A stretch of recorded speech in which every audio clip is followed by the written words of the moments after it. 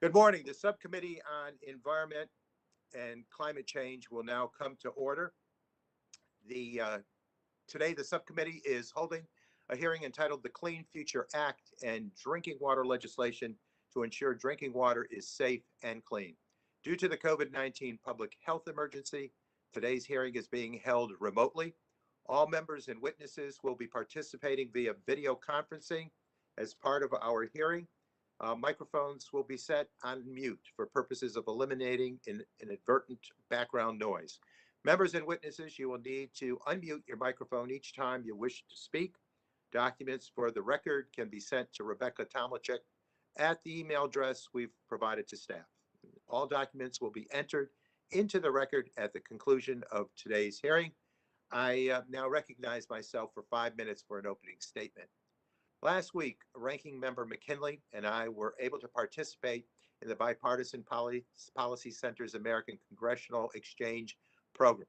Mr. McKinley was kind enough to host me in West Virginia for a few days, and thank you, David.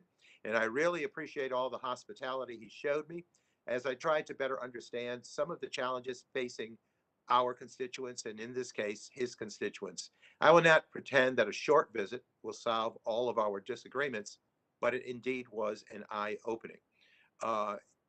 One thing that we consistently heard was the need for infrastructure investments, and this subcommittee can play a critical role in supporting our nation's struggling water systems. Today, we will consider some 10 bills, including several Republican-led and bipartisan bills, to support the infrastructure, safety, and affordability of our nation's drinking water. I always am quoted with, "Every life and every job depend on access to clean drinking water." As we consider how to make our economic recovery robust and equitable, supporting our long neglected water systems must be a cornerstone of that effort because the needs are indeed immense. In its 2021 report card, the American Society of Civil Engineers graded the nation's drinking water infrastructure at C-, and the EPA's 2018 needs survey estimated that an investment of over $472 billion is required to maintain our drinking water systems over the next 20 years. So every member of this subcommittee should be accustomed to local news reports of water main breaks, boil water advisories, and service disruptions. And a few members are sadly all too familiar with major contaminations from lead, from PFAS, and other serious threats to public health. We have 700 main breaks every day on average.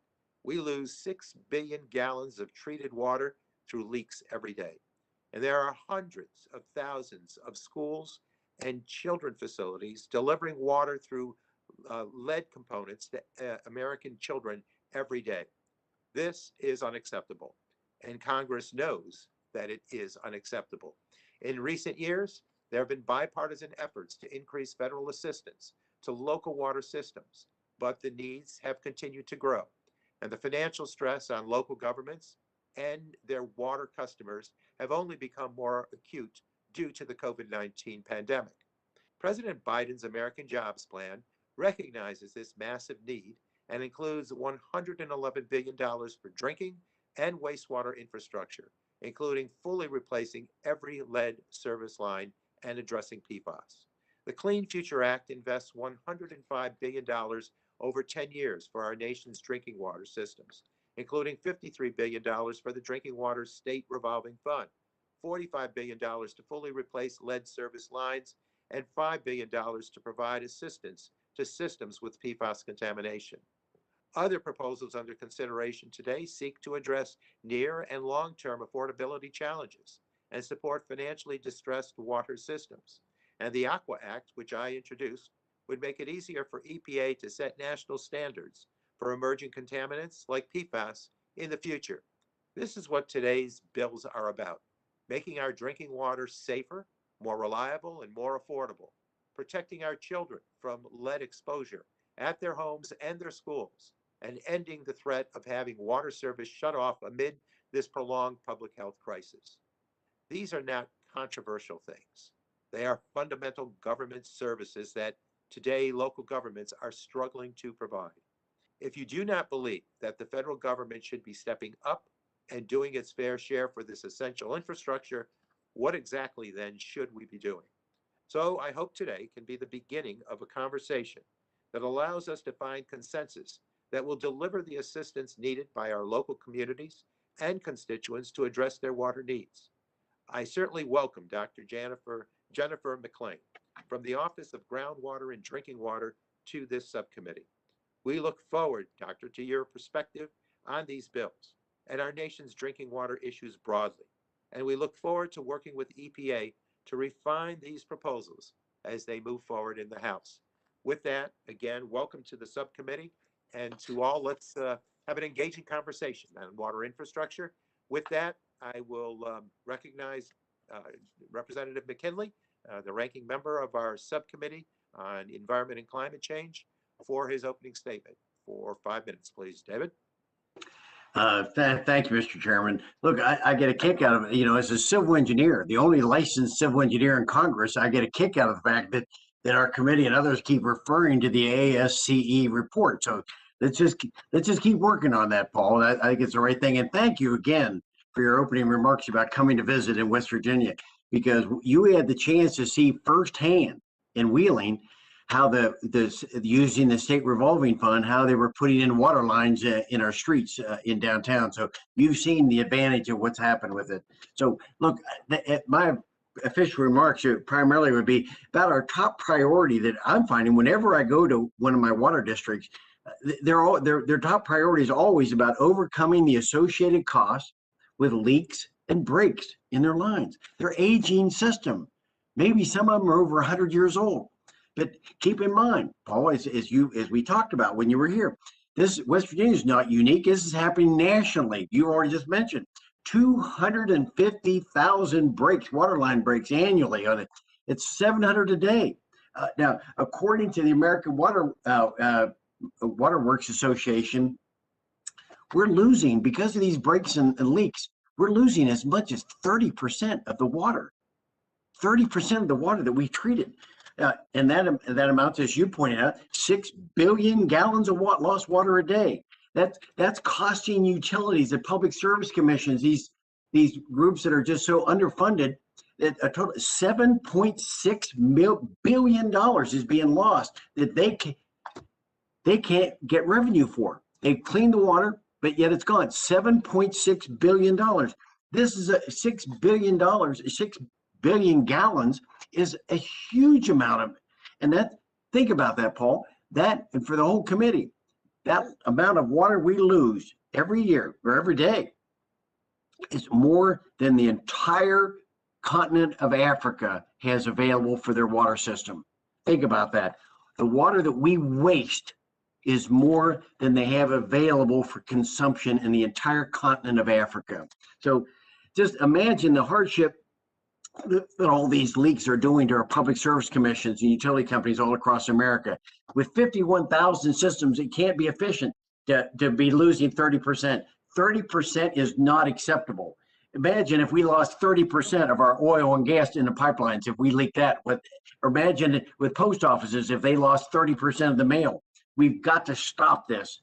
And according to the American Waterworks Association, we're going to need 1.7, almost $2 trillion through 2050 to repair this infrastructure.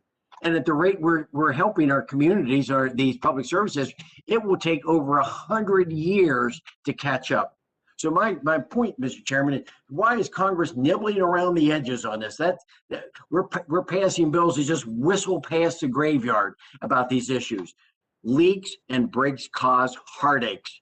They're breaking the backs of our of our public service commissions. They simply don't have the financial resources to do this. So, and if you look back on it, President Obama initially requested $4 billion in his state revolving fund when he came to office. But then gradually he reduced that money down to less than $2 billion. And when we asked that, if you remember, Tonko, in the committee, when Gina McCarthy said that the reason she did that, they made the reduction, is that because our priorities have changed and that the funding differences should be used for climate change initiatives like pamphlets, literature, educational. So what I'm saying is, where can Congress identify the funds that we need? Maybe the money's already there. Congress has already signed multiple COVID relief funds for our states. We know that the states and local government have unappropriated funds sitting in their respective coffers, and clean water is a public health issue. So what we're saying, why don't we, as part of legislation, really be serious about this instead of nibbling around the margin? Why don't we allow the states, if they choose, to transfer some of this federal COVID money to their state revolving fund so that we can expedite these repairs without having to ask for more money? Look, the water mains will continue to break all across America, and leaks are going to continue to occur over the next 100 years. Mr. Chairman, this is not a partisan issue. We talked about it in West Virginia, and you and I came to America deserves better. I think we got a better plan than nibbling around the edges. Thank you, and I yield back my balance of my time. The gentleman yields back, and again, thank you, Representative McKinley, for an enjoyable time in West Virginia and instructive also. The chair now recognizes the chair of the full committee, Representative Pallone, for 5 minutes for his opening statement. And again, thank you for the assistance on this issue, Chairman. You're recognized for 5 minutes. Thank you, Chairman Tonko. I want to thank you for your long-standing leadership on drinking water issues and for calling this hearing, because access to safe drinking water is essential to our health and prosperity as a nation. And unfortunately, it is far from guaranteed. I know the ranking member said that as well. And like many aspects of our lives, the COVID-19 pandemic has shown just how important and how fragile that access to safe drinking water is. We have aging infrastructure, we have tight state and local budgets, family budgets stretched to the limits, and climate change. These are all making the situation worse. But fortunately, the legislation we're considering today can help. The president has called on us to invest $111 billion in our nation's water infrastructure, investments that can create good-paying jobs, protect public health, and strengthen communities. And the bills before us could deliver the investments and benefits envisioned in the president's American Job Plan and long supported by members of this committee.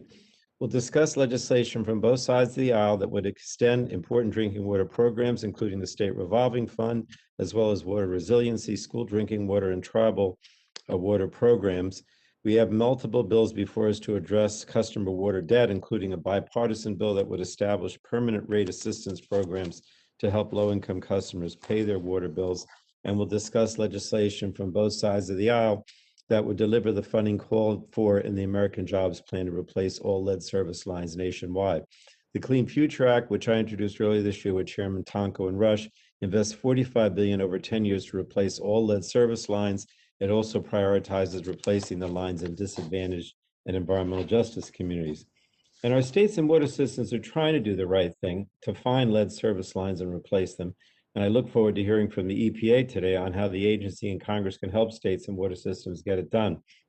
In the past, we have had great success on this committee of coming together to pass funding for drinking water infrastructure. Unfortunately, we've made less progress coming together to strengthen drinking water standards and ensure safer drinking water for all based on those standards. So I hope we reached a turning point in that effort. Bipartisan support for strengthening protections against lead and PFAS can point the way towards greater consensus on strengthening the law to provide safer water for all. At last year's hearing on standard setting under the Safe Drinking Water Act, I noted that almost all of our drinking water standards were set before the 1996 amendments to the statute, and the standards that have been set since then have all been done under special statutory provisions. So the end result is that over the last 25 years, EPA has never managed to complete the general standard setting process called for under the Safe Drinking Water Act. And I hope we can agree that that's a problem. Some of the bills before us would set deadlines for specific drinking water standards, carving a path for health protective standards for PFAS, microsystem, and one fish for dioxane. The Aqua Act, which you sponsored, Chairman Tonko, and you mentioned it, would go further and take steps to fix the standard setting process for all contaminants. The narrow changes in that bill could make a huge difference for communities across the nation, and I hope that can be part of the bipartisan work going forward. And over the last few months, I've often said that this moment of crisis provides us an opportunity to invest in our country, making it stronger, cleaner, healthier, and better off. Drinking water legislation is a clear example of that opportunity. Every family should be able to trust that the water coming from the tap is safe. In order to make that happen, we have to come together to enact real improvements to our drinking water system. So again, I really appreciate what you're doing here with this hearing and the bills. You know, it's a question of having better standards so that the water itself is safe, but also providing the money so we can address the infrastructure. And both of those are part of what we're trying to accomplish today. So thank you again, and I yield back. The gentleman yields back. The chair yields back. The chair now recognizes Mrs. Rogers. Representative Rogers serves as ranking member of the full committee. Thank you for joining us, Representative. You're recognized for 5 minutes for an opening statement. Thank you, Mr. Chairman. Good morning to all and to our witnesses. Before I get to my remarks, I want to say thank you, Mr. Chairman, for including the Drinking Water Funding for the Future Act as part of this hearing, helping our communities comply with the Safe Drinking Water Act, extending funding for proven programs, increasing purchasing power for drinking water systems, and bolstering technical assistance. These are the items upon which I think we all agree. These were the pillars of a very successful bipartisan drinking water package that became law in 2018. Can also be the formula for today. We must invest in our children's future to win the future. But there's a difference between investing wisely and saddling our children with crushing debt. Last week, the Committee for a Responsible Budget stated that despite record low borrowing rates, interest payments on the federal debt will be over $300 billion this fiscal year. We must think about creative ways to solve these problems, not just write a bigger check. On today's bills, there are parts of each that sound appealing, but taken as a whole, they divert us to a dangerous pathway. Just let me highlight 3 areas. First, the authorization amounts contained in many of these proposals. For instance, the Drinking Water Revolving Loan Fund authorized is increased 400 to 500% of the last appropriation bill passed by the Democrat-led House.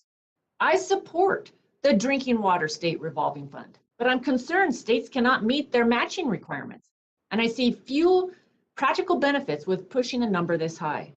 Additionally, there's a $45 billion authorization for lead service line replacements for both poor and wealthy Americans, including their privately owned pipes. This amount is being pushed even though the EPA is yet to publish a needs assessment on the number of lead service lines and legislative pushes for lead line mapping. The second area of concern is the creation of new entitlement programs to pay off unpaid invoices. I and many of my Republican colleagues supported bipartisan legislation to help affected people pay their water bills during this pandemic, but they were targeted and temporary. These bills create open-ended programs that prevent future collection efforts for 5 years. Plus, one of them creates the first ever entitlement program run by EPA. Moreover, these bills simultaneously require EPA to study the size and scope of the program while also pushing aid funding out the door, which seems a little backwards to me. Lastly, there are proposals to change regulatory requirements when EPA issues drinking water and underground injection rules that I find concerning. One proposal strikes requirements, preventing EPA from issuing rules where the costs exceed the benefits, and also removes variances for small systems, killing alternative, innovative, affordable means of compliance. Water itself may be, quote, free, but treated water is not, especially in towns like College Place, Washington, where they can't even afford the state revolving fund. We must sustain policies that prioritize finite resources to address public health matters, including federal, state, local, or private ones. Once Congress commits those resources, they won't be there for the worst ones. Most importantly, these changes will place water systems into a spiral of debt, chronic non-compliance, or both, essentially pushing any non-urban or suburban system into consolidation under the terms of the Safe Drinking Water Act. Additionally, federal regulations on hydraulic fracturing and underground injection of carbon dioxide will not make water safer. It will, however, create a powerful disincentive for hydraulic fracturing and carbon capture, CCUS. This will make us less secure, more economically dependent going forward, whether from our government or foreign nations. and it could sideline emissions reduction technology. Mr. Chairman, I look forward to learning more about the EPA career staff's views on these bills. I wish we had other stakeholders here to weigh in on these provisions. Nevertheless, I thank you and I yield back the remaining of my time. You are welcome. The gentlelady yields back. The chair reminds members that pursuant to committee rules, all members' written opening statements shall be made part of the record. Now I will introduce the witness for today's hearing. As earlier mentioned, we're joined by Dr. Jennifer McLean, Director of Office of Groundwater and Drinking Water at the United States Environmental Protection Agency. Dr. McLean, we appreciate the sharing of information today that will enable us to move forward with the soundest policy. And so we appreciate your time and your information. I recognize Dr. McLean now for 5 minutes to provide her opening statement. And again, thank you. Thank you. Good morning, Chair Tonko, Ranking Member McKinley, and members of the subcommittee. I am Dr. Jennifer McLean, Director of the Office of Groundwater and Drinking Water within the Office of Water at the U.S. Environmental Protection Agency. Thank you for the opportunity to testify about EPA's efforts to help ensure that all people in America have safe drinking water. Water is essential to life and to thriving communities, and our nation's drinking water systems deliver this vital resource, thereby protecting public health and serving as a cornerstone for economic development. We've seen a lot of progress since Congress passed the Safe Drinking Water Act. Currently, 93% of community water systems meet all health-based standards. Unfortunately, many of the systems that ushered in this progress are aging and their infrastructure needs repair or replacement.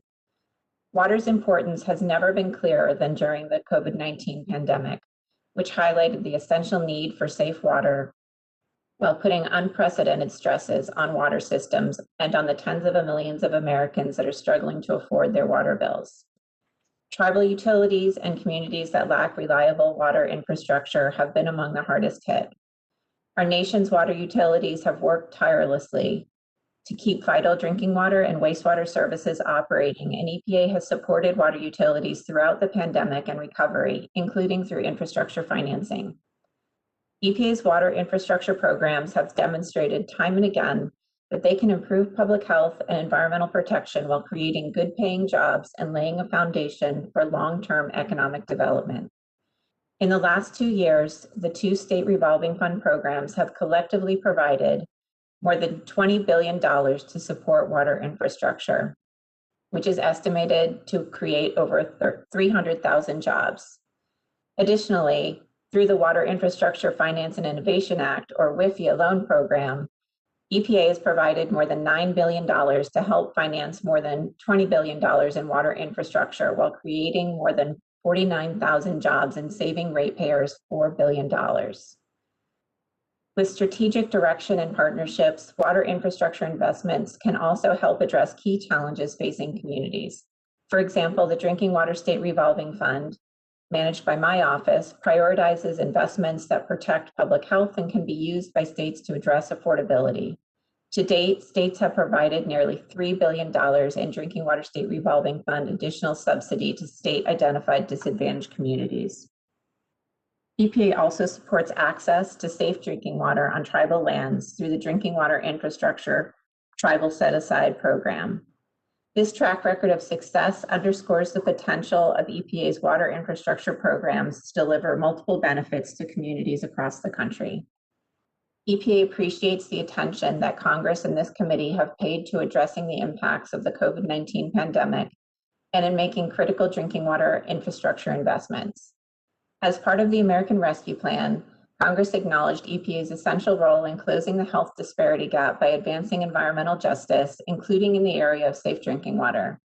EPA also appreciates Congress's assistance in appropriating more than $1 billion to support low-income water ratepayers through a new program at the Department of Health and Human Services. Additionally, the legislative priorities in the committee's Clean Future Act and other legislative proposals would help support investments in the Drinking Water State Revolving Fund, protect our communities from PFAS in drinking water, and replace millions of lead service lines across the nation. EPA shares the committee's interest in addressing these critical challenges. Thank you again, Chair Tonko, Ranking Member McKinley, and members of the subcommittee. I appreciate the opportunity to testify today, and I look forward to answering any questions you may have. Thank you very much for your time today and for the information that you'll exchange. It will be indeed very helpful. We now will move to member questions. I will start, Dr. McLean, by recognizing myself for 5 minutes. Drinking water is an area where I hope we will be able to find bipartisan consensus, especially when we know the status quo is not adequately serving our constituents or our local government partners.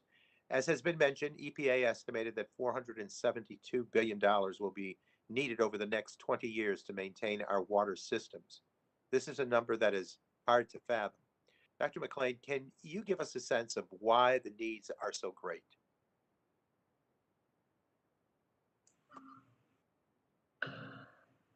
Thank you for that. Thank you for that question. I really appreciate the chance to come here and talk about our nation's drinking water infrastructure. As you mentioned, and as we've discussed, the drinking water infrastructure in this nation is aging, and there is a critical need to modernize this aging infrastructure. Much of that infrastructure has been in place for decades, some for maybe even 100 years. We also have a critical needs to increase resiliency of our systems against natural disasters and cyber attacks. So these are some of the reasons. Okay, I thank you for that. And President Biden's American Jobs Plan includes $111 billion for the state revolving funds, lead line replacements, and other water infrastructure programs. I know that sounds like a lot of money, but do you believe that the proposal was developed in the context of our best assessments of water system needs, including the cost to fully replace every lead service line in the country? Thank you. Thank you for the question. We have been working closely with states and water utilities to assess the needs, and this $470 billion needs assessment that we've been talking about is through a survey of water utilities across the country. The need is great, and EPA has been working closely with states to try to get funding and financing, money out the door to help water systems improve their systems through the programs that we have in place today. Mm-hmm. And the financing on these projects is very important. So today, how are most water infrastructure projects financed? We use a number of tools. We have, of course, as we've discussed, the state revolving funds and the WIFIA loan programs. Those programs are very critical in providing low interest financing for infrastructure improvements. And the state revolving fund, of course, includes programs for disadvantaged communities to provide no interest or loan forgiveness. We also use grant programs that are established by Congress for specific needs, such as supporting small and disadvantaged communities and replacing lead service lines and other lead reduction activities. Thank you. So if a local government cannot get support through perhaps a SRF loan or a rare grant from EPA or from the USDA, the full cost then is really being borne by local budgets, municipal bonds, and water ratepayers. Is that correct? Yeah, thank you. The decisions on how to finance infrastructure are a local decision, and it is correct that those infrastructure improvements can be made through a combination of different investments and resources, including using the bond market and using the programs that EPA or other federal agencies have. Right, and that $472 billion that's been calculated includes needs from systems of all sizes, does it not? There are massive needs, I would imagine, for both rural systems and urban systems and suburban in between. Is that correct?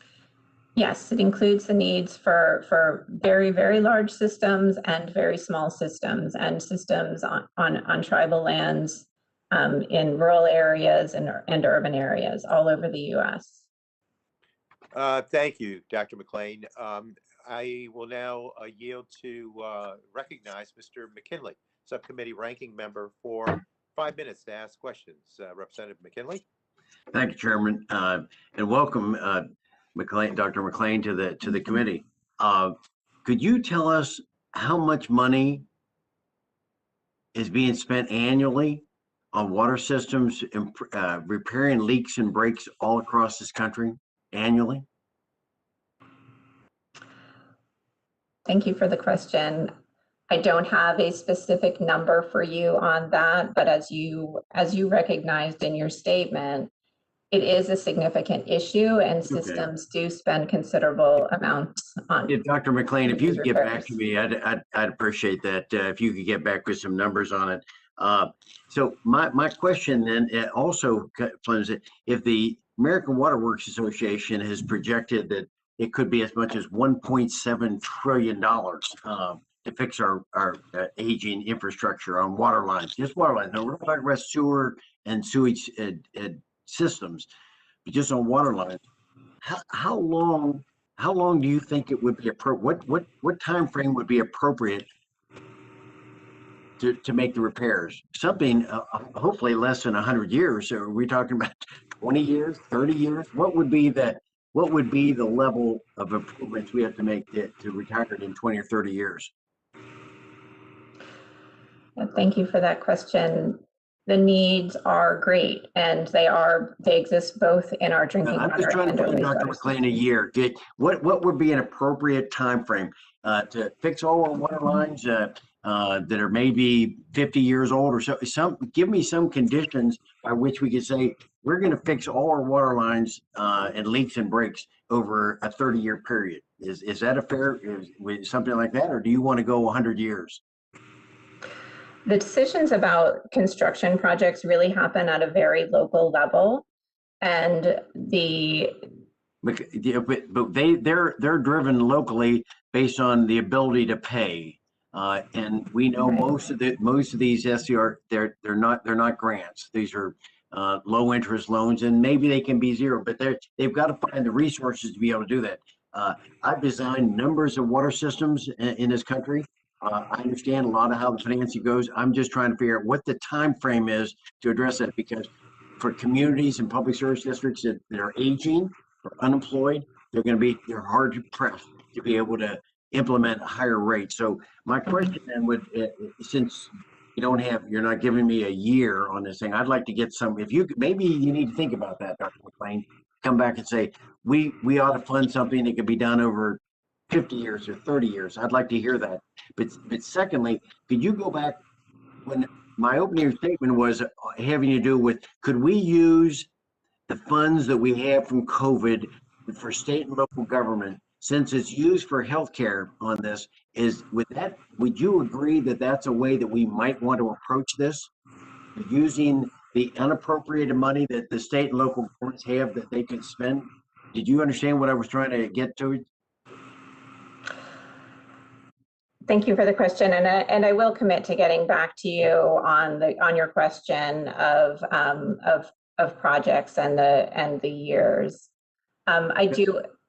Would you support using some of the unappropriated COVID funds that are used by some states for roads and bridges? They've made some infrastructure improvement. Could we use that for water lines? Because right now, it's my understanding we're prohibited from using that for augmenting the state revolving fund. Would you support that concept?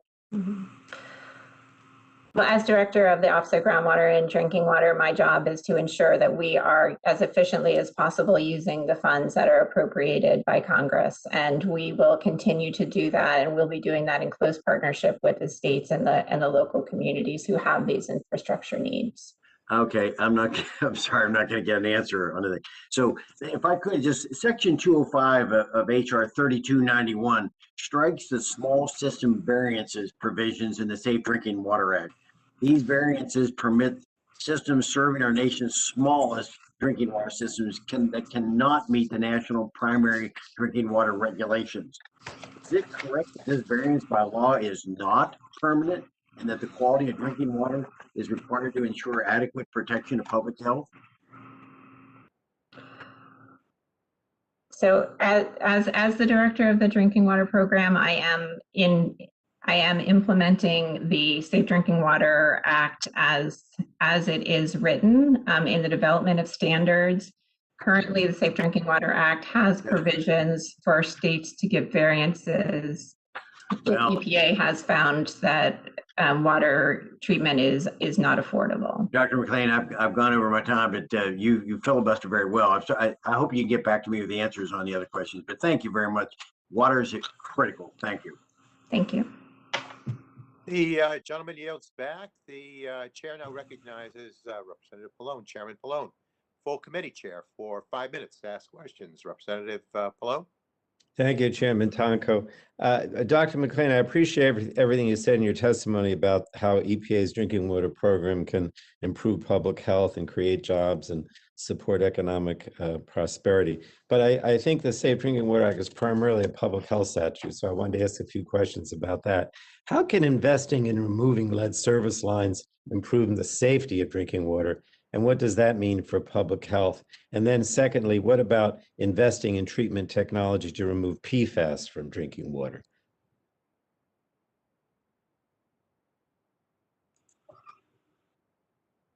Thank you for that question.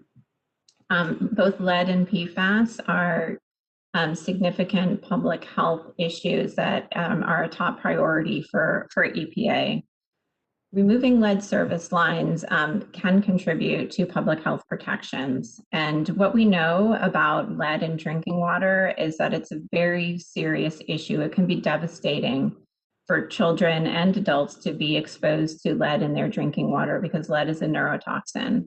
And when there are homes that have lead service lines, removing those lead service lines is a significant advancement in the reduction of lead because those service lines can be the greatest contributor of lead in a home that has a lead service line. And what about investing in treatment technology to remove PFAS from drinking water? Yes, EPA is doing a lot of research on the ability of different treatment technologies to remove PFAS, and removing PFAS in drinking water is a protection that we support states and local communities in making. And what about investing in school lead testing and drinking fountain replacement to help protect children? Both the testing and the drinking fountain replacement. Thank you. Children spend a significant amount of their time in schools and child care centers, and removing sources of lead in those places and testing to find out whether or not there are lead exposures in schools and child care centers are both important measures for protecting children from lead in drinking water. All right, thanks. We know that the environmental justice communities bear a disproportionate burden of harm from pollution, but how does assistance targeted at disadvantaged communities help protect public health in environmental justice communities? Again, going back to water systems. Thank you for that question. Under the state revolving fund under the Safe Drinking Water Act, states have set up disadvantaged communities programs and defined disadvantaged communities according to their state definitions. And EPA works with states to set up those programs to ensure that the funds are going to disadvantaged communities that need the money to make improvements to their systems, especially those that are under-resourced. Right. I wanted to ask you noted in your testimony that 93% of water systems meet all health standards, but unfortunately, we have no standard for dangerous contaminants, and that includes PFAS, microcystin, and also the 1,4-dioxane. So that figure does not give the full picture of drinking water safety. So I know I'm almost out of time, but I just wanted to ask quickly, how would setting standards for these three contaminants protect public health in communities that have them in their water? Thank you. EPA is hard at work right now developing a drinking water standard for PFOA and PFOS. And we are conducting the analyses to support that standard, and we expect to go to the Science Advisory Board later this year. So we're very happy with that progress. Is that for all three, the PFAS, the microcystin, and the 1,4-dioxane? I didn't hear if you mentioned all three. All three? This is a regulation for PFOA and PFOS for PFAS. Oh, okay. So not one for microcystins and 1,4-dioxane yet, or is that in the cards? We're in the process of evaluating other contaminants under the unregulated contaminant monitoring rule, our monitoring program, as well as evaluating the science behind those in the as in our upcoming contaminant candidate list. All right. Well, I think it's really important to set up those standards because, you know, then they need to be part of our drinking water effort too. Thank you, Mr. Chairman. Thank you, Doctor. Thank you. Thank you. And the chairman yields back. So now the chair recognizes Mrs. Rogers, full committee ranking member, for 5 minutes to ask questions. Representative Rogers, please. Thank you, Mr. Chairman. And Ms. McLean, I appreciate you being with us today, representing the agency and answering technical feedback, but also tackling so many bills that are on the docket today, a lot of complex subjects. As I mentioned in my opening remarks, I believe in the value of promoting safe drinking water and innovation in providing it in the areas I represent, both large and small. I also believe in the importance of investing in our children's future. One of the bills we're addressing today is the Drinking Water Funding for the Future Act that I've introduced with the ranking member, Mr. McKinley. And this bill extends many of the bipartisan programs that Congress authorized in the America's Water Infrastructure Act of 2018 that enjoyed bipartisan support. Has EPA had any problems implementing the programs authorized in the AWIA in 2018?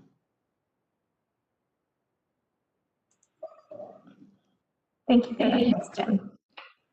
And we appreciate the programs that are in place and under the Safe Drinking Water Act. We've made great progress in implementing the programs newly established under the America Water Infrastructure Act, including the changes to the state revolving fund program, as well as the establishment of risk and resiliency assessments and emergency response plans for water systems and grant programs. Oh, okay, thank you. Sorry. Have these programs been a net positive in improving drinking water quality and system compliance? Thank you. Yes, they have been. We really appreciate having these programs in place, and we are working closely with states on implementing them. Great. 2 months ago, in the American Rescue Plan that the Democrats passed in section 6002, EPA was given $50 million to issue grants, enter into contracts, conduct other activities that, quote, identify and address disproportionate environmental or public health harms or risk in minority or low income populations under, among other sections, section 1442 of the Safe Drinking Water Act. Would you let me know if your office has spent any of this money for these activities and if any of the funding remains unspent? Thank you. Yes, we really appreciate, we appreciate the appropriations, and we are working right now to get that money out the door. Okay. The American Rescue Plan also included a temporary assistance program at HHS, like the Low-Income Home Energy Assistance Program, to pay water utilities to defray the bills of persons who are low income or lost their jobs because of the pandemic. Has your office kept up at all with that program? And if so, can you report any of its progress and any issues with implementation? Thank you, and we appreciate the program, as we have heard from many who are struggling during this time. We are working closely with the Department of Health and Human Services. My staff is working with the staff who are working on that program, and we will be continuing to work with them as it moves forward into implementation with states and the local communities. So one of the bills we're discussing today would create a formal drinking water rate subsidy program at EPA.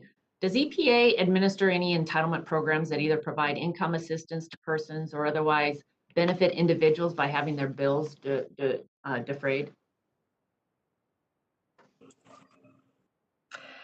Thank you. I can't talk for the entire EPA on that question, but under the Safe Drinking Water Act, we don't currently have that type of program.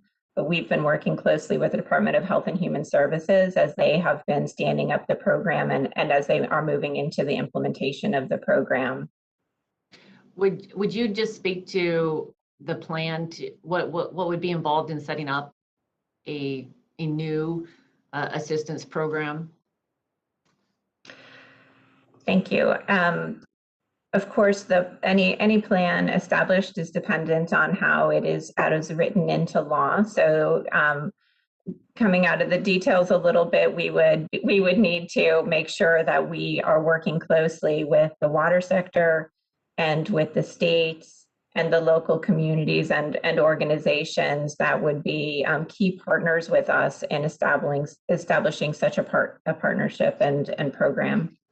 Okay, thank you. And I think getting the needs assessment done is probably step one.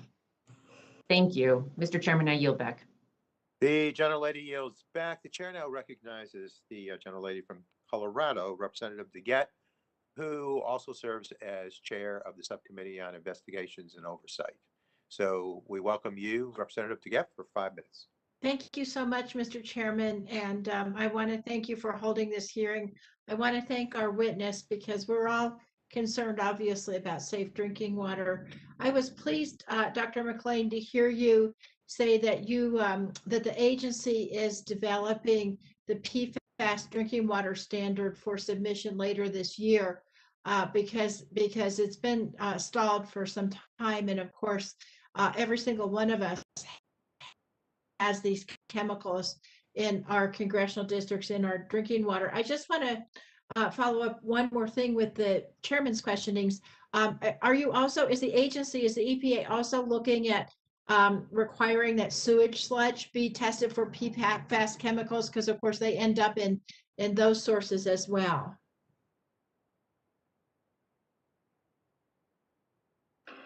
Thank you for that question. PFAS is a top priority at EPA, and just recently, Administrator Regan established a new PFAS council, and I am happy to serve on that council.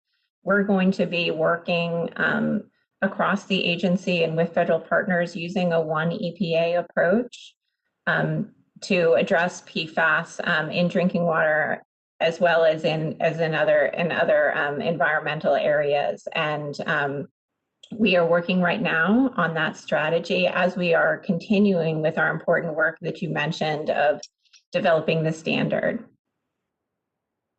Okay, I really appreciate that answer. However, it did not answer my question, which was, as you prioritize PFAS, as you look at an agency-wide approach, are you also going to be looking at sludge contamination? So we're considering all areas that can have PFAS contamination, including sludge. Right now, we are working on risk assessments and evaluating the science. I really appreciate that, and I'm glad you're prioritizing it. Turning to the issue of lead service lines, because in my own district in Denver, Colorado, Denver Water has been working really hard to replace the lead service lines. It's true in every urban area in this country, as you noted in your opening statement. And one of the things that they have learned is that costs are going to be significantly higher than the EPA estimate of $4,700 per line. It's going to be more in the range of $8,000 to $10,000 per line.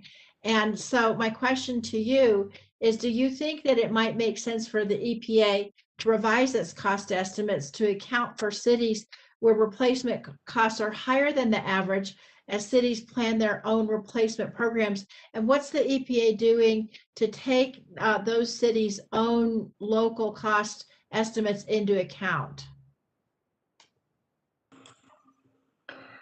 Thank you for that question. As with many construction projects, lead service line removal does have a range of costs depending on the local conditions, and we certainly want information from communities that are right now in the midst of lead service line removal programs so that we can take those costs into consideration. So the answer is yes, you are working with the local communities.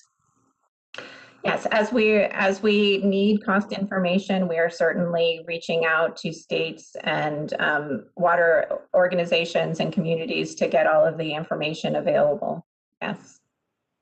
It would seem to me, I mean, for example, Mr. McKinley's question about given the huge magnitude of this problem, if you don't have that kind of data, then it's pretty much impossible to estimate how long it's going to take to replace all of these lead pipes. Wouldn't that be fair to say? Well, we do have a significant, we do have data on this, as you're suggesting. New data comes to the forefront every day, and so it is important for us to continue to gather new information on costs. Right, and that way that'll help you be able. For example, here in Denver, Denver Water has embarked on a very aggressive lead pipe program, but it's going to take 15 years just in one city. So I think this is something that we all have to grapple with, and I'm pleased that the EPA is making an effort to do that. Mr. Chairman, I yield back. The gentlelady yields back. The chair now recognizes the gentleman from Ohio. Representative Johnson, you're recognized for 5 minutes, please. All right, thank you, Mr. Chairman.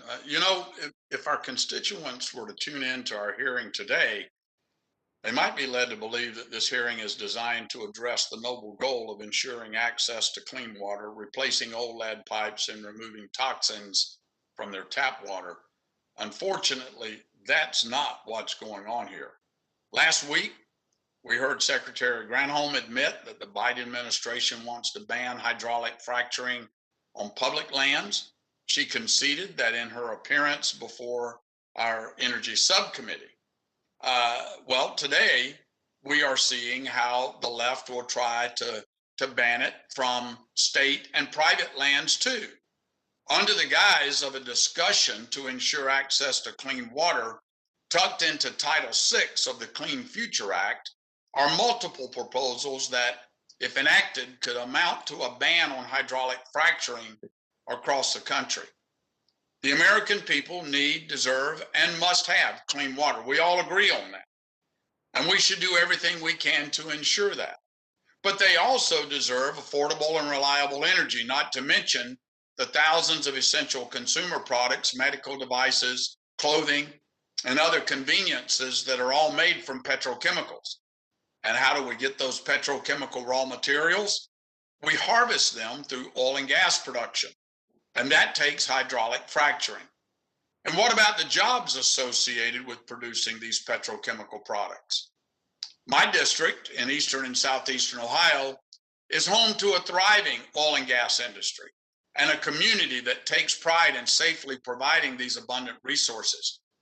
In Ohio, it's the state that takes the lead in regulating our oil and gas activity, in part because the EPA does not have the regional expertise or the technical capacity to effectively regulate this industry from Washington, D.C. The last thing we need is more duplicative, onerous, top-down mandates coming out of Washington from bureaucrats who've never actually worked in the industry. So, Director McLean, I'm concerned that Section 623 of the Clean Future Act could result in a de facto ban on hydraulic fracturing across the country, killing hundreds of good paying and thousands of good paying jobs. In your view, does the Biden administration support legislation like this that would overturn decades of precedent with a federal takeover of the state regulation of hydraulic fracturing in respect to protecting groundwater? Representative Johnson, before the witness answers that question, might I just suggest that as a reminder to my Republican colleagues and the entire subcommittee, that the subject of the hearing is water infrastructure. Families across the country are worried about the safety of their water and their ability to pay their water bills. I would ask if we could please keep on that topic of infrastructure that is failing and lead service lines that are poisoning our kids. These bills should be our top priority, and that's the focus of today's hearing.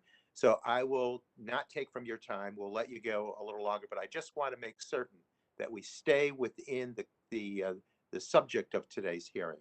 Dr. McLean? Dr. McLean, do you need me to restate that question? Yes, thank you. That would be helpful. Yeah, I'm concerned that Section 623 of the Clean Future Act could result in a de facto ban on hydraulic fracturing. And let me point out that it's been the assertion for years that hydraulic fracturing damages the water. So in that regard, Mr. Chairman, this is a relevant question. And it would kill hundreds of thousands of good paying jobs. So in your view, Dr. McLean, does the Biden administration support legislation like Section 623 that would overturn decades of precedent with the federal takeover of state regulations of hydraulic fracturing as it regards protecting groundwater? Thank you. I think I will be happy to take your question back and to provide you technical assistance on this. As in the Drinking Water Office, we are working to implement the provisions under the Safe Drinking Water Act that are associated with underground injection control programs. Okay, I tell you what, because the chairman kind of cut my time short, let me move on to my other question. And if you could please take that question and get back to us, I'd appreciate that. One final question. In your expertise in the field of groundwater and drinking water, do you believe there is evidence of widespread systemic contamination as a result of hydraulic fracturing? I mean, even Gina McCarthy, President Biden's chief advisor on domestic climate change, has previously said there is not. I mean, have you seen that American communities are capable of having both safe drinking water and economic development around oil and gas production?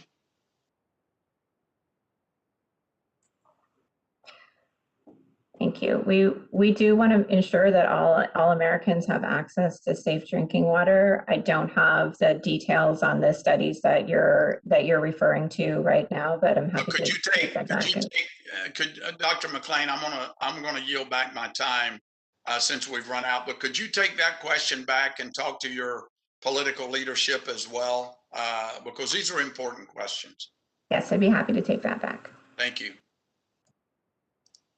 Thank you. The gentleman yields back. Representative Johnson, we let you have additional time because of my request that we stay on the topic of today's hearing. I will echo that sentiment again so that we can really focus on water infrastructure and the assistance we can provide our partners in local government.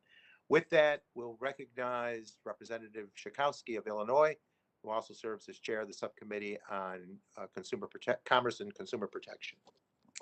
Thank you, Mr. Chairman. So the EPA estimates that there are roughly 6.3 to 9.3 million lead service lines remaining in the United States. The number may be as high as 400,000 in Chicago alone. I wanted to talk about Chicago. I'm very worried, and we're in I think kind of a unique situation of not having done much. The vice president, Vice President Harris, came to Chicago a while ago and was looking at some COVID things, but she saw, when I saw her, she mentioned to me that Illinois has about 25% of all of the lead pipes, lead service lines in the country. And the Chicago Tribune did a study of this and what they found. Let me just quote a bit from that. That Chicago lags far behind other cities and is ground zero for the problem, talking about lead, and said that, let's see, that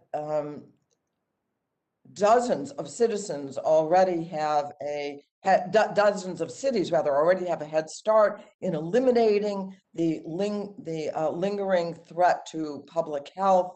One glaring omission is Chicago. And I live very close to the city border, but I live in Evanston, Illinois. I live in a very old house.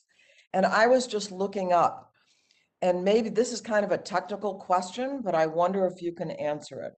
It said most water service lines in Evanston are older and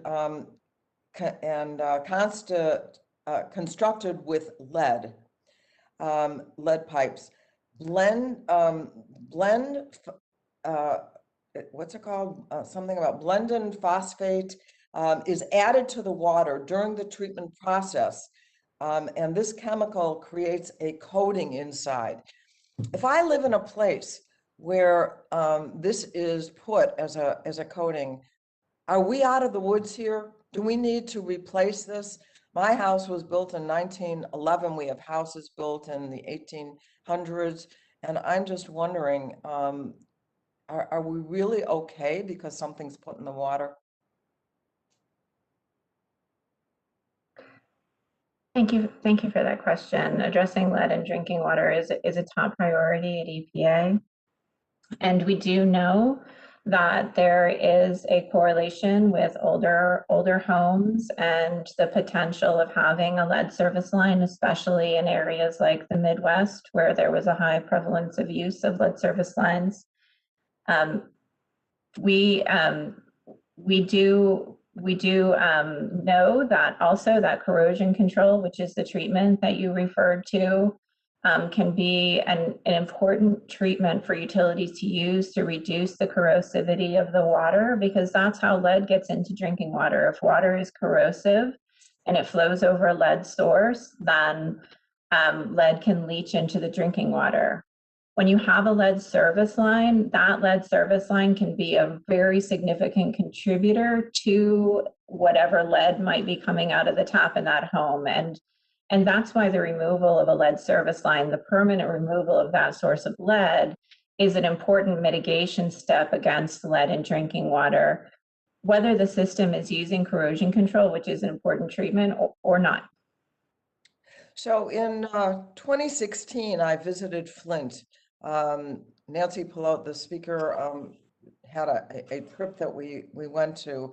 And for me in Chicago now, what most people may not know is that in Illinois, between 2015 and 2020, there were many homes whose exposure to lead was just as high as it was in Flint.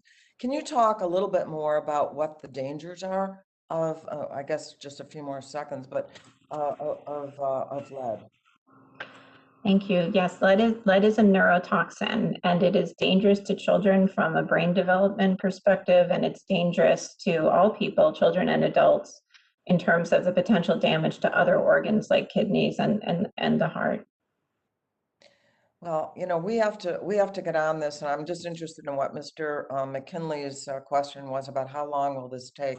We got to get on it, and in my state especially. So thank you very much. Maybe we can get together with some of the Illinois folks. Thanks. Thank you. Be happy to do that. I yield back. Okay, the gentlelady yields back. The chair now recognizes Representative Curtis from the state of Utah. what, we didn't have Representative Carter on the screen. He was scheduled next. If he's not available, we'll move to Representative Curtis. Representative Curtis, you're recognized for 5 minutes, please. Thank you, Mr. Chairman. I'm one of those that has left a warm bed to visit residents' homes that have been flooded by broken water mains. And as I've listened to this hearing, I find myself reflecting on the many burdens of local government. We've heard today of the massive needs for water infrastructure, but cities also have aging sewer systems and roads. And in my city, the city I live in, they face a bill of tens of millions of dollars just to meet the new discharge standards for their sewer system. And it's not hard to make a case that water infrastructure is in desperate need of attention. It's not hard to make a case that there should be some federal involvement. But I'd like to point out very gently that the wrong kind of involvement from the federal government is not always good or welcome. And a couple of quick examples of that are frequently over regulation, excessive regulations when federal dollars are used can increase the cost of an infrastructure project as much as 30%. And something that hasn't been brought up today, but is worth thinking about, and that is that if we subsidize those who are having trouble making their water payments, we can sometimes frustrate a city's efforts to get people to conserve. A lot of times water rates are actually based upon an incentive to conserve. And I know that our current systems allow quite a bit of flexibility to states and cities in those incentives, but it's just a couple of good examples of how the wrong time of involvement can be a problem. And Dr. McLean, I'd love to know, and first of all, kind of hold this question while I ask you a couple more questions, if that's okay, but what do local governments really want from us, right, in this massive problem that they face? And right now, as a mayor, we would use municipal tax-free municipal bonds as a great tool, right? And let's face it, there's an impact to the Treasury when we use those because the revenue is not received on the interest, but there's also a cost to the Treasury with a lot of the programs that we're putting forward. Which ones are really most helpful to municipalities? And do we have to worry about federalizing the funding of water systems in a way that cities now become dependent on us and are subject to our mandates and requirements?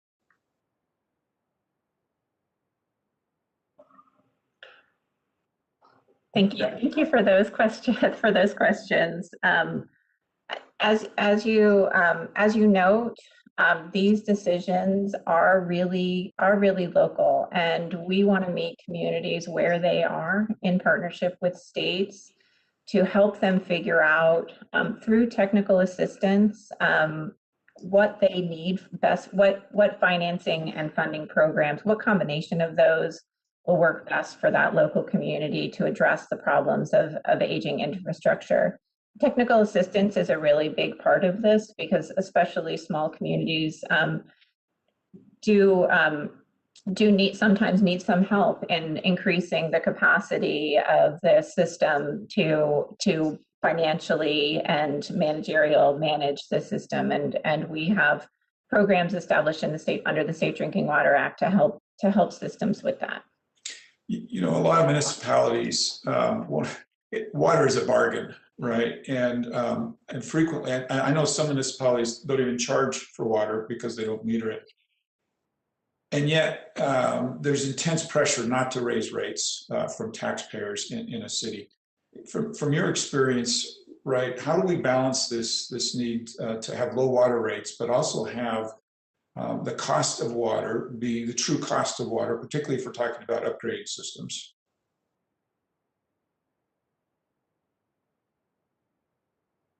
Thank you. Affordability of water is a real challenge, and it is a challenge that needs really solutions from the local, state, and federal level working together.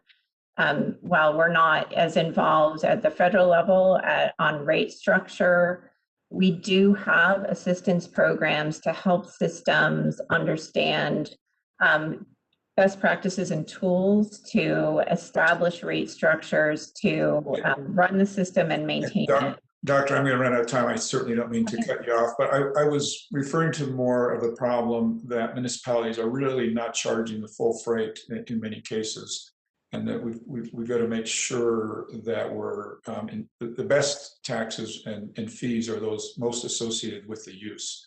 And I was just trying to make that point. And Mr. Chairman, I'm out of time and will yield. The gentleman yields back. The chair now recognizes the gentleman from Maryland. Representative Sarbanes, you're recognized for 5 minutes, please. Thanks, Mr. Chairman. Appreciate you holding the hearing. I want to thank you for your leadership on these issues. And I want to focus my questions on the drinking water standards in particular. Congress amended the Safe Drinking Water Act, SIDWA, in 1996 to make the statute, quote, more effective after citing challenges in regulating drinking water contaminants. However, as we know, the changes made in 1996 did not actually lead to more health-based protections for communities, as EPA has struggled to set drinking water standards for over 20 years.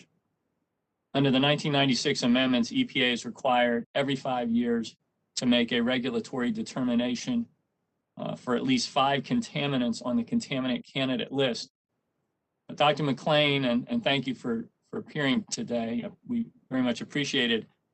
How many unregulated drinking water contaminants has EPA proposed to regulate since the implementation of the 1996 amendments, and how many of those have been finalized?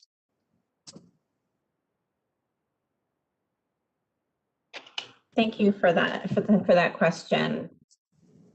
EPA has water standards for more than 90 contaminants, and we have put in place many regulations since the 1996 amendments, and these include regulations to reduce risks from disinfection byproducts, from arsenic, from pathogens like viruses in groundwater and cryptosporidium in surface waters, and lead in plumbing and fixtures.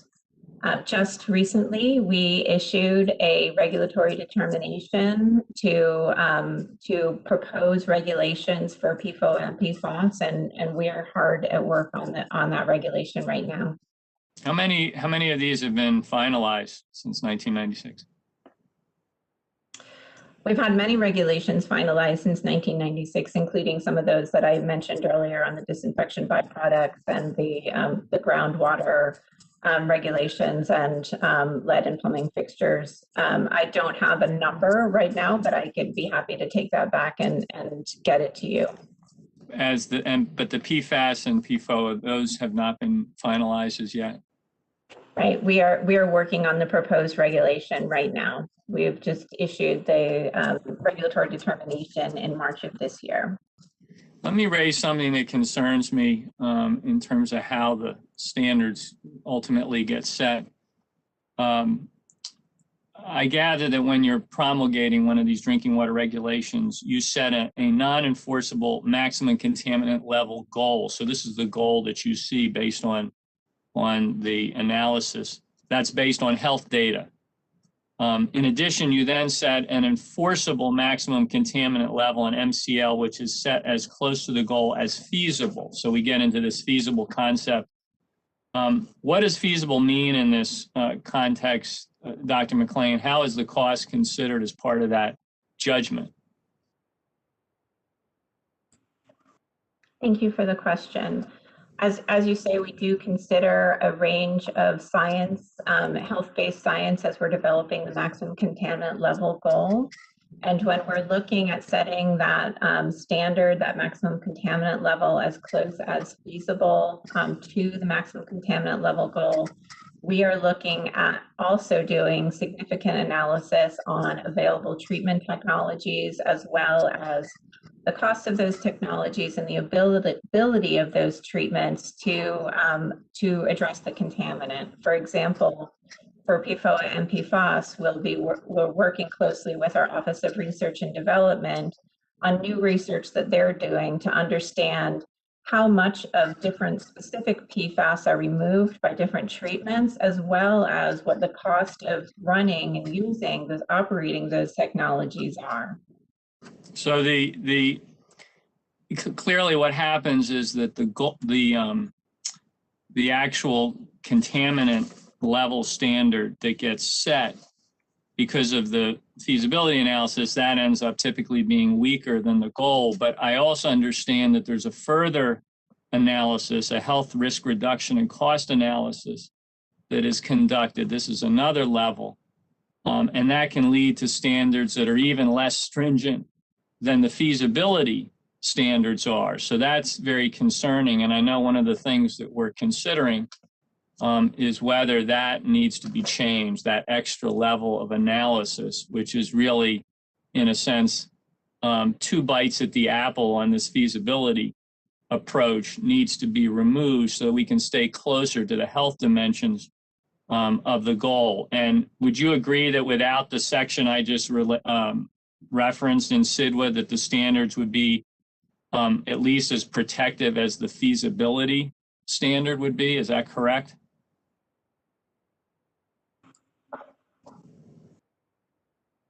We're right now, we are in implementing the Safe Drinking Water Act standard setting process as it's established, and we're happy to work with your office to provide technical assistance on legislative changes that you might be considering.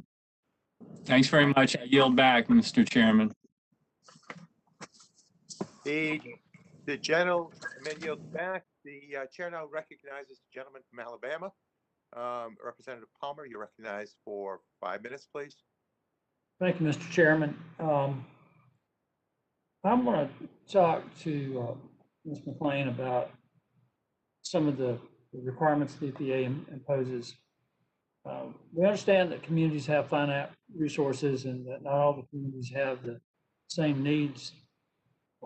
What I want to know is why we're getting rid of the cost benefit requirement in HR 3291. You're imposing a one-size-fits-all instead of allowing a cost-benefit analysis. So why would that be removed?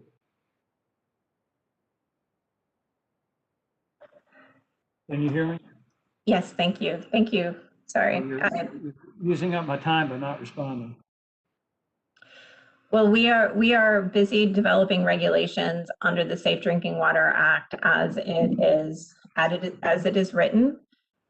We are happy to provide technical assistance on legislative changes that the committee is ma'am, I'm asking you why you have a one-size-fits-all.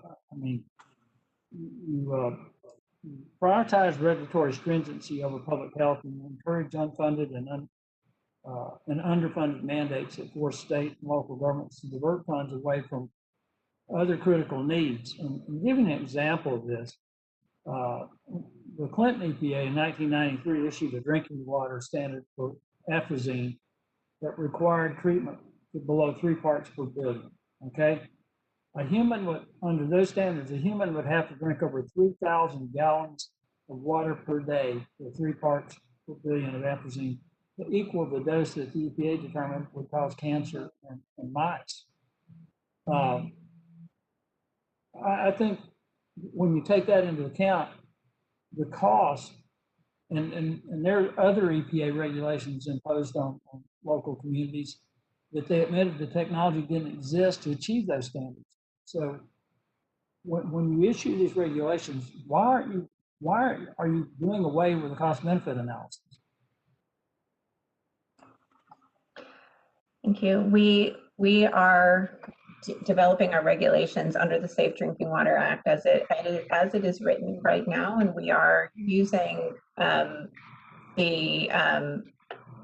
analysis that we're doing of health effects, of new science, and of treatment technologies, and developing cost and benefit analyses as to inform the decisions that we are making for the regulations that we're putting into place and for evaluating the regulations that are in place.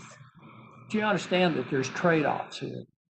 The cost of compliance with that standard on atrazine would have been enough to hire 2,300 teachers. Okay, I don't think people would be drinking the equivalent of 71 bathtubs full of water every day for 70 years to be at risk of getting cancer from atrazine. I don't think the benefit of preventing that would outweigh the benefit of being able to provide funding for other things like hiring a teacher or maybe investing in broadband, particularly in rural communities. Do you understand the situation that I have a number of small towns in my district? You understand the situation in that you put them in the context of the trade-offs, the cost benefit issues that these smaller communities face, and even some of the larger communities when you take away that cost benefit analysis requirement. Thank you. We do understand the challenges that are faced by communities that have a lot on their plate, and small communities included. We have technical assistance programs to help systems implement the regulations, and we also help them understand what funding is available as they work to try to come into compliance with the regulations. I think you need to keep the cost benefit analysis provision in the legislation. I think we need to focus on some of the issues. I mean, the EPA was part of the cover up of the lead issue in Flint, Michigan. We need to address those issues.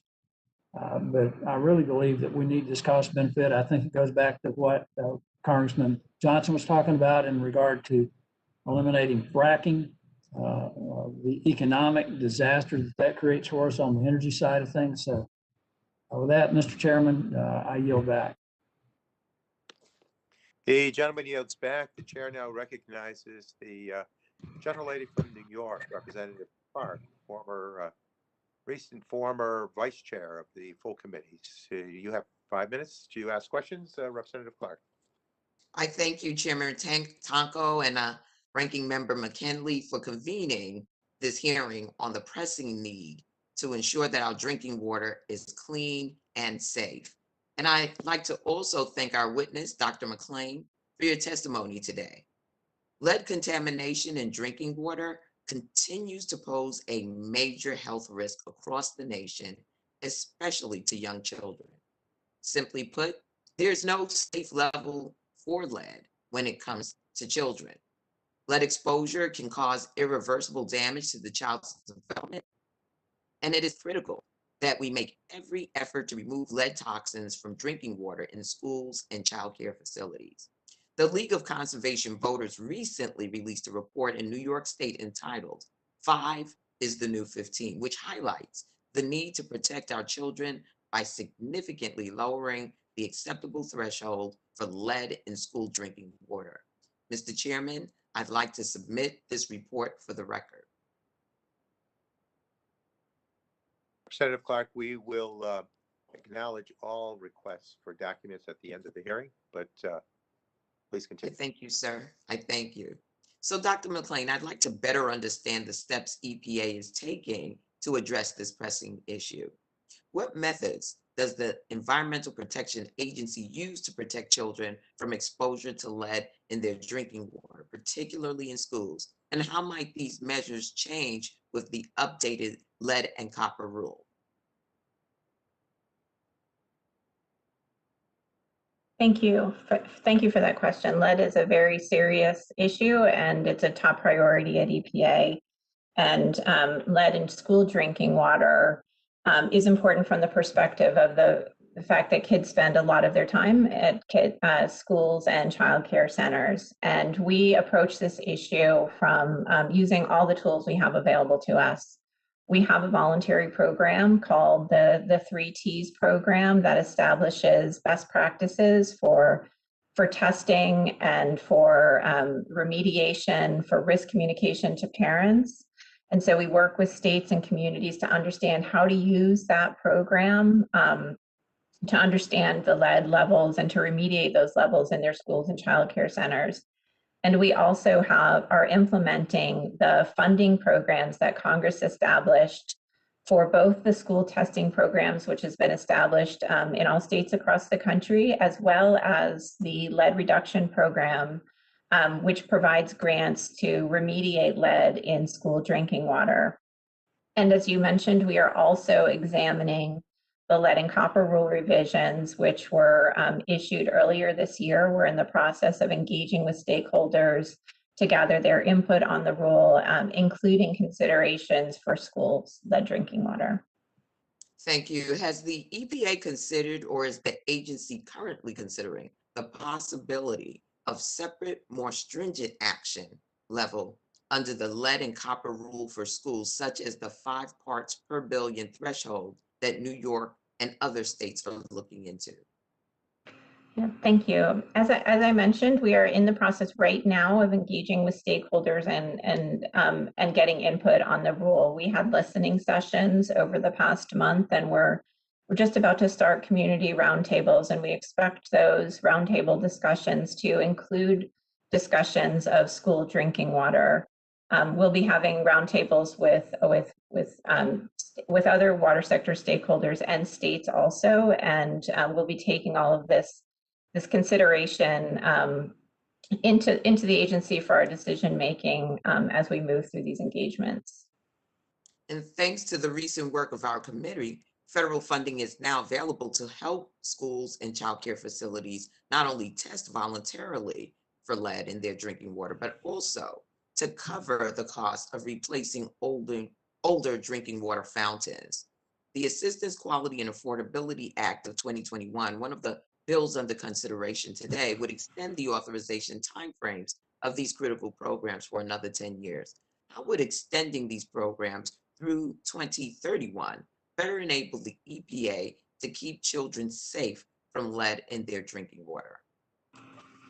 Thank you. We appreciate the work that you've done to put these programs into place, and the need is great in schools in reducing lead in their drinking water. So having these programs available is very helpful to reaching our goal of reducing that lead exposure in schools. Well, thank you, Mr. Chairman. My time has run out and I yield back. The gentlelady yields back. And now recognize the gentleman from Georgia, Representative Carter. Recognized for 5 minutes, please. Thank you, Mr. Chairman. I appreciate it. And thank you, Ms. McLean, for being here.